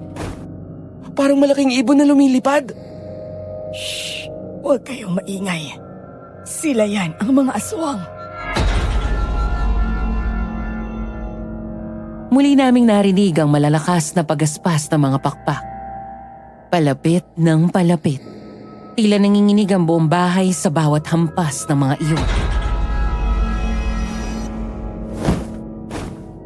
Anong gagawin natin, Jelson?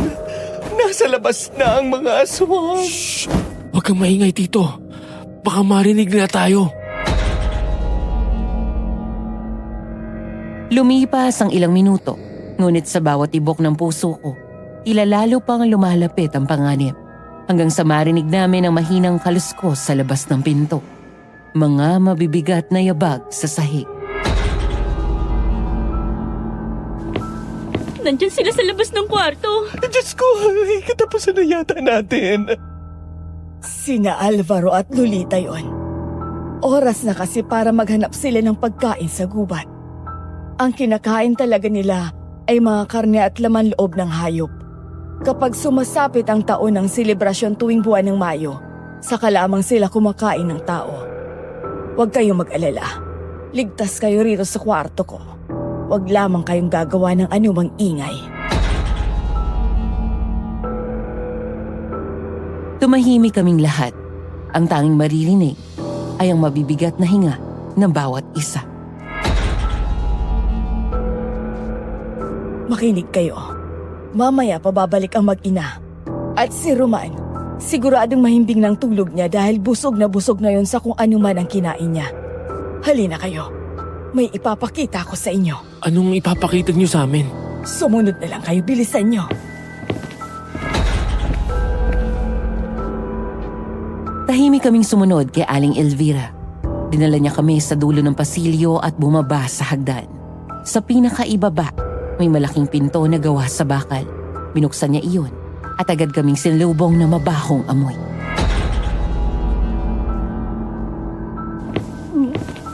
Ang baho naman dito. Amoy nabubulok. Anong lugar ba itong pinagdalhan mo sa amin, Aling Elvira? Napakabaho rito. Ito ang basement ng bahay. Dito nila tinatago ang mga turistang nabiktima nila. Nang buksan ni Aling Elvira ang hawak niyang flashlight, halos hindi kami makahinga sa nakita namin, Miss Ligaya. Sa sahig ng malaking kwarto, nagkalat ang mga kalansay ng tao. Ay, Diyos ko! Mga tao yan! Oo. Dito nila inilalagay ang mga bangkay ng mga tao na ginawa nilang pagkain sa selebrasyon. Ngayong taon, mga buto niyo naman ang ilalagay nila dyan pagkatapos nila kayong kainin. Hindi! Hindi pwede to! Hindi ako papayag na gawing pagkain ng mga aswang na yun! Aling Elvira, tulungan niyo kami. Paano kami makakaalis dito? Makakaalis kayo sa lugar na to. Pero kailangan muna nating makuha ang mahiwagang medalyon ni Lolita. Yun ang susi para mabuksan ang lagusan palabas sa baryong to. Bakit kailangan pa ng ganun? Hindi ba kami pwedeng umalis na lang dito? Hindi kayo basta makakaalis dito. Mula nang pumasok kayo rito, nagsara na ang daan palabas. Ang lagusan ay sinasara ng kapangyarihan ng medalyon ni Lolita. Kaya kailangan nating makuha yon para makalabas kayo rito. Sandali lang. Sabi mo, hindi ka aswang. Pero alam mo lahat ng ito. Alam mo pala kung paano makakaalis dito eh. Bakit hindi ka pa rin umaalis sa lugar na to? Dahil sa utang na loob. Malaki ang utang na loob ko kina Alvaro at Lolita. Nakatira ako noon sa kabilang bayan. May anak ako pero iniwan ako ng ama ng anak ko at pinagpalit sa ibang babae. Mula noon, ako na ang nag-iisang nag-alaga at sumuporta sa aking anak.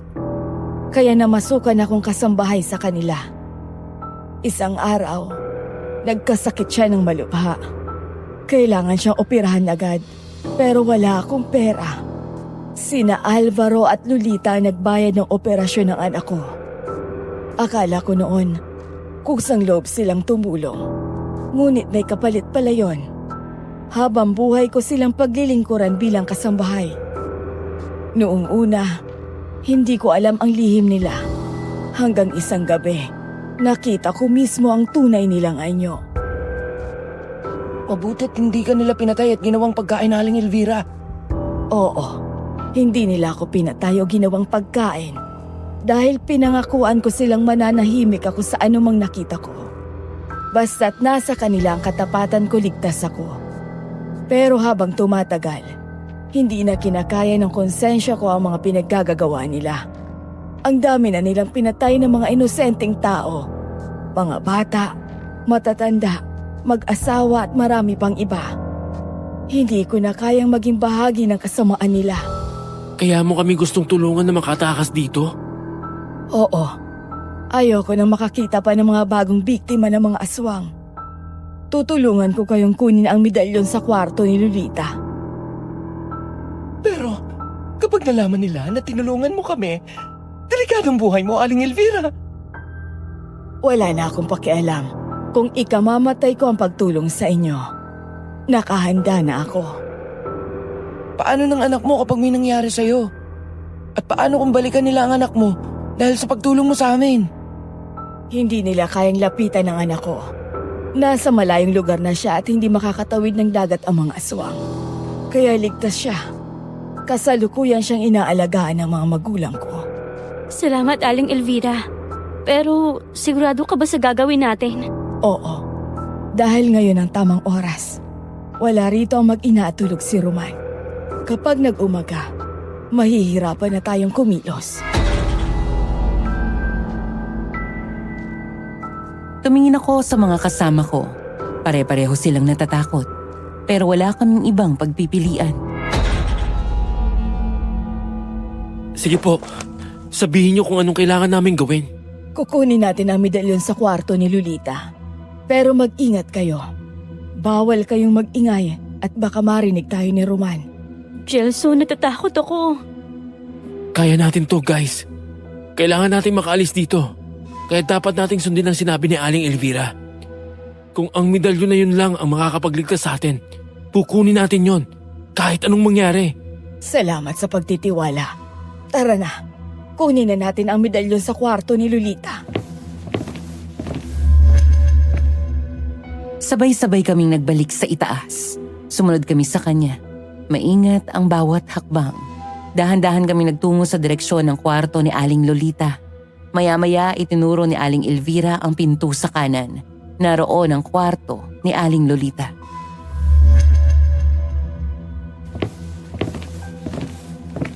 Diyan nakatago ang mahiwagang medalyon. At ngayong wala rito ang mag-ina, Eto na ang pagkakataon natin. Sabay-sabay kaming pumasok sa kwarto ni Aling Lolita upang hanapin ang mahiwagang medalyon.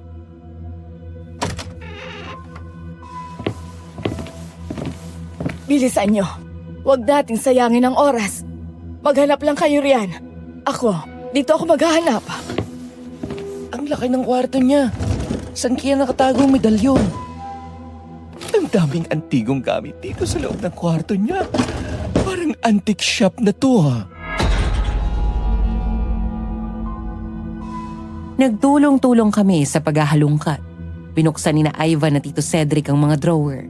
Ako naman ang tumingin sa ilalim ng kama at si Aling Elvira ay naghanap sa aparador. Ilang sandali pa, may nahanap na si Anika.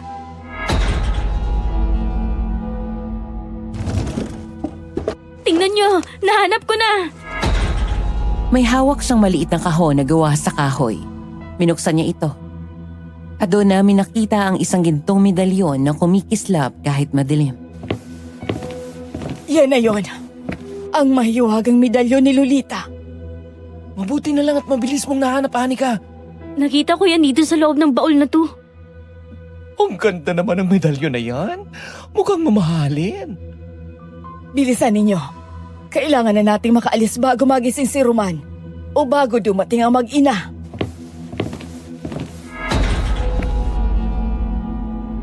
Agad kaming lumabas ng kwarto. Hinila kami sa braso ni Aling Elvira pababa ng hagdan. Habang papalabas kami ng bahay, biglang napahinto si Tito Cedric. Sandali. Kukunin ko lang ang mga gamit ko sa kwarto. Hindi ko pwedeng iwan yun. Tito, iwan mo na mga yun. Mas mahalaga ang buhay natin kaysa sa mga gamit mo. Hindi. Mamahalin ng mga yun. Bahala kayo kung ayaw ninyong dalhin ang mga gamit ninyo. Pero ako, kukunin ko ang akin.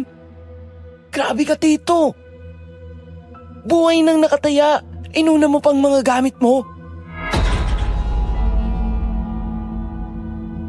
Pinigilan namin siya.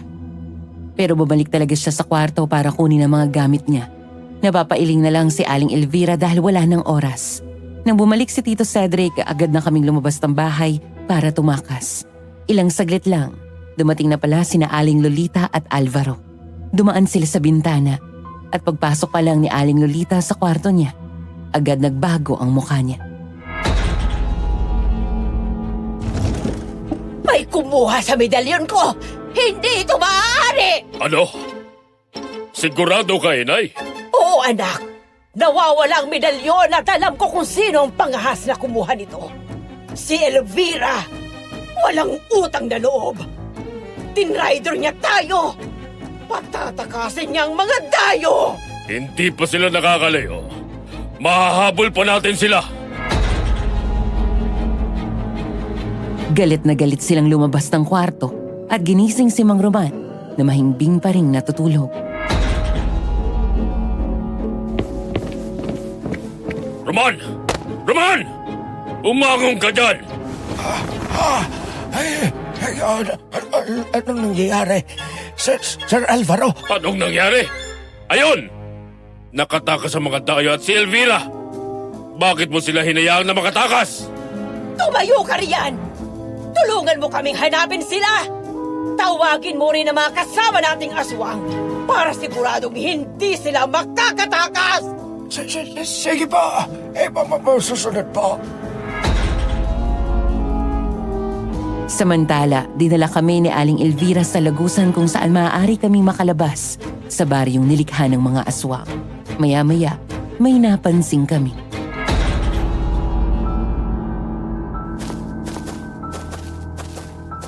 Teka, parang nadaanan na natin to ah. Dito yung sementeryo na nadaanan natin papunta dito. Bakit mo kami dinala rito, Aling Elvira? Anong ibig sabihin nito, Aling Elvira? Bakit mo kami dinala rito? Sa sementeryo na ito matatagpuan ang lagusan na sinasabi ko. Huwag kayong matakot. Magtiwala lang kayo sa akin. Dito sa sementeryo? Nasaan naman dito ang lagusan na sinasabi ninyo, Aling Elvira? Nandito na tayo. Ayan. Diyan ang lagusan palabas sa lugar na ito. Tinuro niya ang isang lumang nicho na may bitak sa gilid. Nilapitan namin iyon at napansin kong walang laman yon. Ay, bakit ganyan? Nakakatakot naman dyan. Wala bang ibang daan? Parang daan papuntang impyerno yan eh. Wala lang ibang daan kundi yan lang. Yan lang ang lagusan palabas sa lugar na ito. Paano kami lalabas dyan? Narinig ko noon si Alvaro at si Lolita na pinag-uusapan ng tungkol dyan. Gagana lang daw ang medalyon kapag hinaplos ito ng 6 na beses. Ha? May paghaplos pang nalalaman? Ano yan, magic lamp ng genie? Pero bakit 6 na beses? Hindi ba pwedeng 3 na lang? Hindi pwede. Dapat 6 na beses. Kapag kulang, hindi gagana. Kinuha niya mula kay Anika ang medalyon at iniharap ito sa puntot.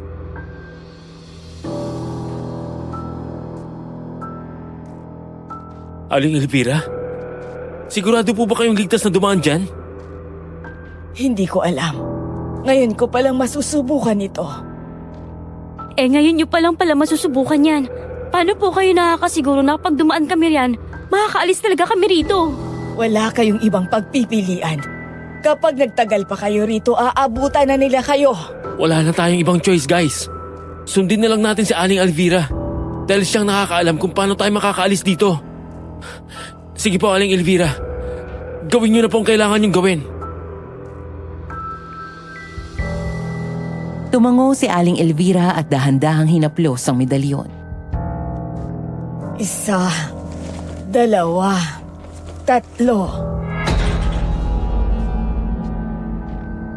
Bigla kaming nakarinig ng malakas na pagaspas ng mga pakpak sa paligid.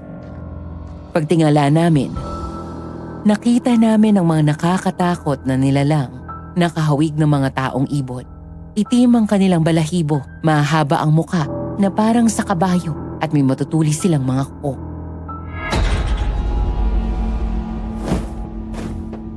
Diyos ko, ayan na sila. Nandiyan na sila Alvaro at Lolita. Alam na nila na nakuha natin ang medalyon. Akala niyo siguro, makakaalis kayo rito, no? Ang kapal ng mukha mo, Elvira! Trinador mo kami pagkatapos ang lahat ng ginawa namin para sa'yo! Ito ang gagawin mo sa amin! Ay! Nandiyan ang mga aswang! Aling Elvira, bilisan niyo! Ituloy niyo na ang pagbibilang! Nanginginig si Aling Elvira pero hindi niya inalis ang kamay sa medalyon. Ipinagpatuloy niya ang pagbibilang. 4, 5. Huwag niyong hayaan na makatakas sila! Sige, Aling Elvira! 1 na lang! Tama na yan! Bago pa man mahaplos ni Aling Elvira ang medalyon sa ika-6 na beses, mabilis itong naagaw ni Aling Lolita. Gamit ang matutulis niyang mga kuko, kinalmot ng matandang aswang ang braso ni Aling Elvira.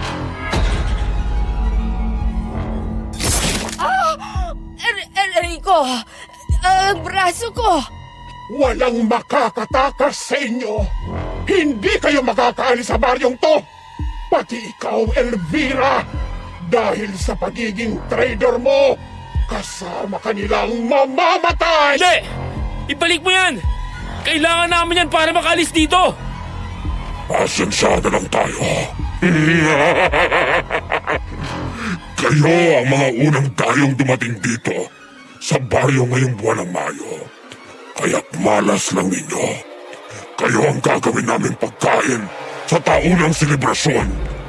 Kung ibang buwan kayo nagpunta rito, sana wala kayong problema ngayon. Nanginginig na kami sa takot ng mga oras na yon dahil na-corner na kami ng mga aswang, Miss Ligaya. Napahawak si Anika sa braso ko habang si Tito Cedric at si Ivan ay halos himatay na sa kaba. Crush pa naman kita, Alvaro! Yun pala isa kang halimaw! Napakasama mo! Bakit yung ginagawa to? Bakit ba kailangan niyo pang kumain ng tao? Ang dami namang hayop sa gubat! Hindi ba pwede yun na lang ang kainin nyo? Hindi ba? Yun naman talaga kinakain nyo. Kahit kailan, hindi maiintindihan ng mga ordinaryong taong tulad nyo ang buhay namin mga aswang. Mabuti pa kayo. Maganda ang inyong anyo. Tanggap kayo ng mundo. Pero kami ay mga nilalang na hindi kayang tingnan ng kahit sino. Sabi nyo nga, mga halimaw kami. Kaya upang matanggap din kami ng mundong ito, kailangan naming baguhin ang aming anyo at maging katulad din ninyo. Pero, bakit tao pa? Hindi ba kayo pwedeng mamuhay ng hindi pumapatay ng tao? Hindi ninyo alam kung anong pakiramdam ng mabuhay bilang isang halimaw. Sa mundo namin, tanging kadiliman at kalungkutan ang umiiral. Ngunit dito, sa mundo ng mga tao, nakatagpo kami ng saya at kalayaan. Dito, nagbabago ang aming anyo. Kaya naming magmukhang katulad ninyo kapag kami ay nasa inyong mundo. Kaya gusto na ninyong manatili rito. Oo! Ngunit hindi pang matagalan ang anyong ito. 1 taon lamang tumatagal ang aming anyong tao at bumabalik din kami sa aming anyong aswang. Ngunit natuklasan namin ang sariwang karne at lamang loob pala ng tao ang nagbibigay sa amin ng kapangyarihang manatili sa inyong tao ng 1 buong taon. Kaya taon-taon, kailangan naming kumain ng tao! Kaya kayo nagpatayo ng resort. Dahil doon kayo nakakahanap ang inyong mga magiging biktima. Matalino ka, Anika. Ang resort na ito ay pain namin. Dito dumadayo ang mga inosente at walang kamalay-malay na dayong tulad nyo. Kusang dumarating para maging pagkain namin sa araw ng selebrasyon. Kaya pala mura ang renta ninyo sa resort at may pa-buffet pa, mga walang hiya kayo! Bawa na kayo. Huwag ninyo nang patayin ang mga dayo. Itigil niyo na ang mga ginagawa ninyo. Hindi! Pare-pareho namin kayong kakainin sa aming anibersaryo. Kailangan namin kayong patayin para humaba pa ang aming pagiging anyong tao. Anibersaryo? Oo! Anibersaryo. Tuwing buwan ng Mayo. Buwan kung kailan kami unang nanirahan dito sa mundo ng tao. Sa panahong yun kami kumakain ng karne at laman loob ng tao. Ay, Diyos ko, ang malas naman namin. Mayo ngayon. Kaya pala kapag kausap namin kayo, palagi kayong nakangiti at tawa ng tawa. Dahil excited na kayong kainin kami.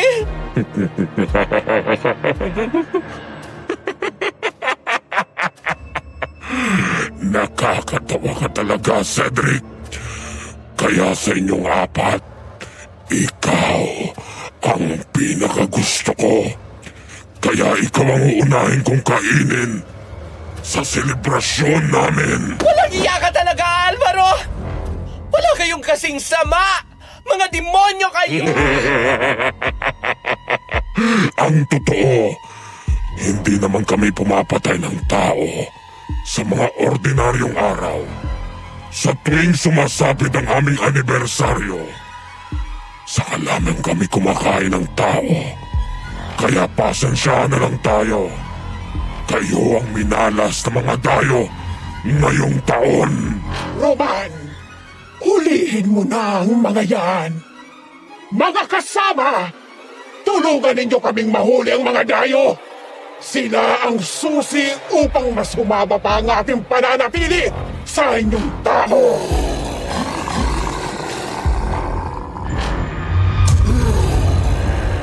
Nakangisi na lumapit sa amin si Mang Roman kasama ang iba pang mga aswang.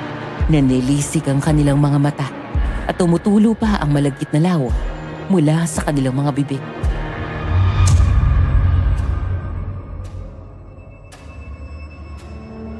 Wala na kayong ibang mapupuntahan. Kaya tangkapin nyo na lang ang inyong kapalaran. Kahit nasaan yung aswang ka, o taluntal ka pa rin, hindi ninyo kami mahuhuli. Takbo na, guys! Nandiyan na sila!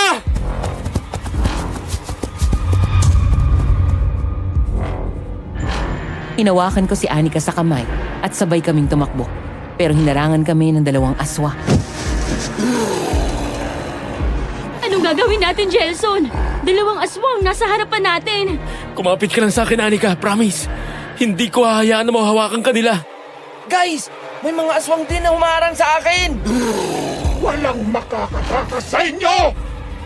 Ano pang hinihintay ninyo? Dakpin ang mga yan! Ay, Diyos ko! May mga aswang din na nakaharang sa dadaanan ko! Ayoko maging pagkain ng mga halimaw! Tulong! Tulong! Walang tutulong sa inyo rito. Dahil wala nang ibang tao dito. Lahat kami ay mga aswang. Si Elvira, hindi niya na kayo matutulungan. Dahil pati siya ay kakainin na rin namin. Dapat lang yan sa mga traidor na tulad niya! Maya-maya, nakaisip ng paraan si Aling Elvira. Kung paano maaagaw kay Aling Lolita ang hawak nitong mahiwagang medalyon. May kinuha siya mula sa bulsa ng kanyang palda, isang maliit at lumang salamin. Sinipat niya si Aling Lolita at itinapat sa mukha ng matandang aswang ang hawak na salamin. Nang makita ni Aling Lolita ang sarili niyang anyo sa salamin, bigla siyang napaatras at napasigaw.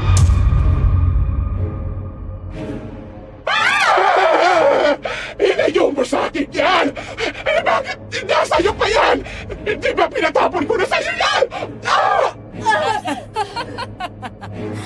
Sabi na nga ba, may kahinaan kayo eh. Nakita ko kung paano ka halos mapasigaw nang masilayan mo ang sarili mo rito sa salamin. Ang salaming naiwan ng isa sa mga turistang nabiktima ninyo. Inutusan mo akong sirain ito, pero hindi ko ginawa. Itinago ko ito dahil alam kong magagamit ko ito balang araw. At ngayon, dumating na ang araw na yon. Wala ka talagang utang na loob. Pagbabayaran mo ang kalapastanganan mong ito. Sige, lumapit kayo. At nang makita ninyo ang sarili ninyo sa salamin, Sinamantala ni Aling Elvira ang mga sandaling iyon. Sa kabila ng sugat sa kanyang braso, mabilis siyang tumakbo papalapit kay Aling Lolita. Inagaw mula sa matandang aswang ang hawak nitong medalyon at muling itinapat sa mukha nito ang salamin. Walang hiya ka, Elvira! Dali-daling hinaplos ni Aling Elvira ang medalyon ng 6 na beses. Bawat haplos ay naglabas ng matinding liwanag na halos makabulag sa amin. Napayuko kaming lahat habang patuloy na lumiliwanag ang paligid. Kahit ang mga aswang ay napaatras din. At nang muling bumalik ang aking paningin, nakita akong nagliliwanag na rin ang loob ng lumang punso. Ang lagusan, palabas sa baryo ng mga aswang. Mabilis kaming tumakbo patungo sa lagusan.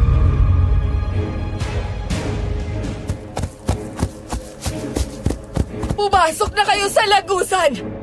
Bilisan ninyo! Pero paano ka, Aling Elvira? Hindi ka namin maiiwan dito! Huwag ninyo akong intindihin.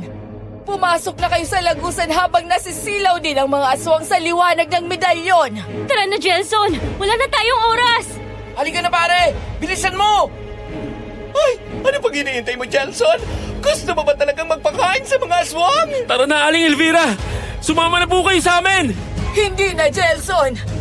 Kailangan kong siguraduhin na hindi sila makakasunod sa inyo. Pero Aling Elvira! Sige na, Jelson! Huwag mo na akong intindihin. Masaya na ako na natulungan ko kayo at nakagawa ako ng tama. Hindi! Hindi maaaring makatakas sa mga dalo! Hindi pwedeng makatakas sa mga pagkain natin! Kailangan natin sila! Wag! Sabay-sabay sanang susugod ang mga aswang para pigilan kami. Ngunit agad silang hinarap ni Aling Elvira at itinapat niya sa mga ito ang salamin na muling nagpaatras sa mga ito.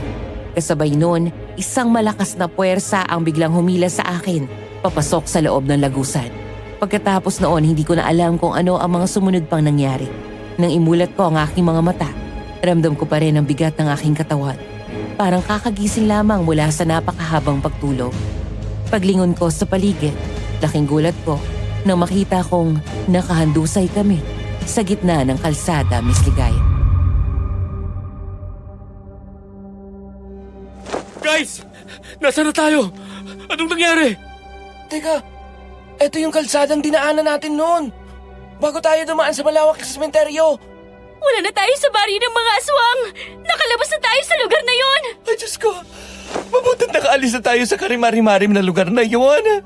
Teka, ayun ang sasakyan natin, oh! Laking gulat namin na makita namin ang kotse na nakaparada sa gilid ng kalsada. Dali-dali kaming lumapit at nang silipin namin ang loob, naroon ang mga gamit ni Tito Cedric. Paano kaya napunta ito rito? Naiwan natin ito sa baryo ng mga aswang, di ba? At saka, bakit gamit lang ni Tito Cedric ang nandito? Nasaan yung mga gamit natin? Di ba? Nabitawan ko yung mga gamit ko nung harangin ako ng mga aswang? Kaya nga nang pumasok ako sa lagusan, wala na akong dalang kahit anong gamit. Bakit nariyan yan? Ang nakakapagtaka ay kung paano tayo napunta dito. Wala kasi akong maalala eh. Wala rin ako maalala. Ako rin. Wala rin ako maalala. Ang huli kong natatandaan ay yung isa-isa tayong pumasok sa lagusan. Tapos, hindi ko na alam kung anong nangyari. Napaka-misteryoso ng lugar na yon. Hindi pa rin ako makapaniwala na nakaligtas tayo sa mala-impyernong baryo na yon. Hindi ako nagkamali sa kutob ko. Una pa lang minanaramdaman na ako sa lugar na yon. Sana pala nakinig kami sa'yo, Anika. Patawarin mo kami. Kalimutan na natin yon. Ang mahalaga ay ligtas na tayo at walang napahamak sa atin. Masaya ako dahil nakabalik kaming lahat ng ligtas. Ngunit may bigat pa rin sa dibdib ko nang maalala ko si Aling Elvira. Nakaligtas tayo dahil kay Aling Elvira. Pinatay at kinain na sana tayo ng mga aswang kung hindi niya tayo tinulungan na makaalis doon. Ano kayang nangyari kay Aling Elvira? Nakaligtas din kaya siya sa mga aswang? Utang natin ang buhay natin sa kanya. Isang modern hero si Aling Elvira. Sana nga buhay pa siya at nakalabas din siya sa lugar na yun gamit ang medalyon. Pagbalik namin sa Maynila, halos sabay-sabay kaming napabuntong hininga. Sa wakas, nakauwi na kami. Ang akala namin ay hindi na kami makakabalik ng buhay. Pag-uwi namin sa bahay, nagulat kami dahil naroon na si Papa. Pati na rin ang mga magulang ni Anika at Ivan. Niyakap agad ako ni Papa. Mahigpit, parang ayaw na akong pakawalan. Hindi na siya nagsalita pa. Pero ramdam ko ang takot at pag-aalala niya. Halos mangyak-ngyak din sina Anika at Ivan nang yakapin sila ng kanilang mga magulang. Sa gitna ng yakapan, napansin kong parang lahat sila ay may parehong tanong sa mga mata. Kung saan nga ba kami nanggaling? Hindi nga alam ng mga kasama ko kung paano sisimulan. Kaya ako na mismo ang nagsalita. Ikinuwento ko sa kanila ang lahat na nangyari sa amin. Hindi sila makapaniwala at sinabi pa nila na mahigit 1 buwan na raw kaming nawawala. Mahigit 1 buwan? Paano nangyari yun? 3 araw lang naman kaming nanatili ron sa baryo na yun eh. Ibig sabihin, ang tagal pala nating naroon. Nakakapagtaka. Ay, Diyos ko. Ibig sabihin, ibang dimensyon talaga yung lugar na napuntahan natin.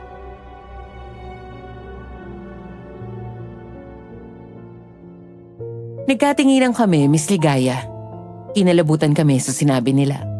Ang sabi po ng nanay ni Anika, natatandaan daw niya na sinabi ng lola ni Anika noon na may mga ganun daw talagang mga nilalang na nabubuhay. Ang sabi niya, ang mga nakainkwento raw namin ay mga aswang na may lahing engkanto. Ang mga aswang daw na ito ay may kakayahang lumikha ng ilusyon na ginagawang pain sa mga taong gusto nilang biktimahin. Ang baryo raw na pinuntahan namin ay hindi talaga bahagi ng totoong mundo. Isa lang itong ilusyon na binuo ng mga aswang na engkanto para makahanap ng biktima. Mabuti na lang at may mabuting puso na tumulong sa amin.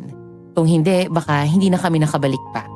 Sa ngayon, mahilig pa rin akong bumiyahe at magpunta sa iba't ibang lugar. Ganon din ang mga kaibigan kong sila Ivan at Anika. Pati si Tito Cedric na hanggang ngayon ay hindi pa rin makalimutan ng pagkaka-heartbroken niya kay Alvaro na isa palang aswang. Sa tingin niyo, ano kaya ang nangyari kina Alvaro at Aling Lolita, Mang Roman at sa iba pang mga aswang sa baryo? Nakahanap kaya sila ng mga bago nilang biktima na makatakas kami sa kanila? At si Aling Elvira, buhay pa kaya siya o pinatay na ng mga aswang dahil sa pagtulong niya sa amin? I-comment nyo na lang inyong mga sagot sa comment section at hanggang dito na lang. Maraming salamat po. Hello, Gelson. Alam kong mabigat at mahirap ang pinagdaanan nyo. Hindi biro o makaharap ng ganong karanasan, lalo na kung buhay ang nakataya. Pero tandaan mo, may dahilan kung bakit kayo nakaligtas sa mga aswang.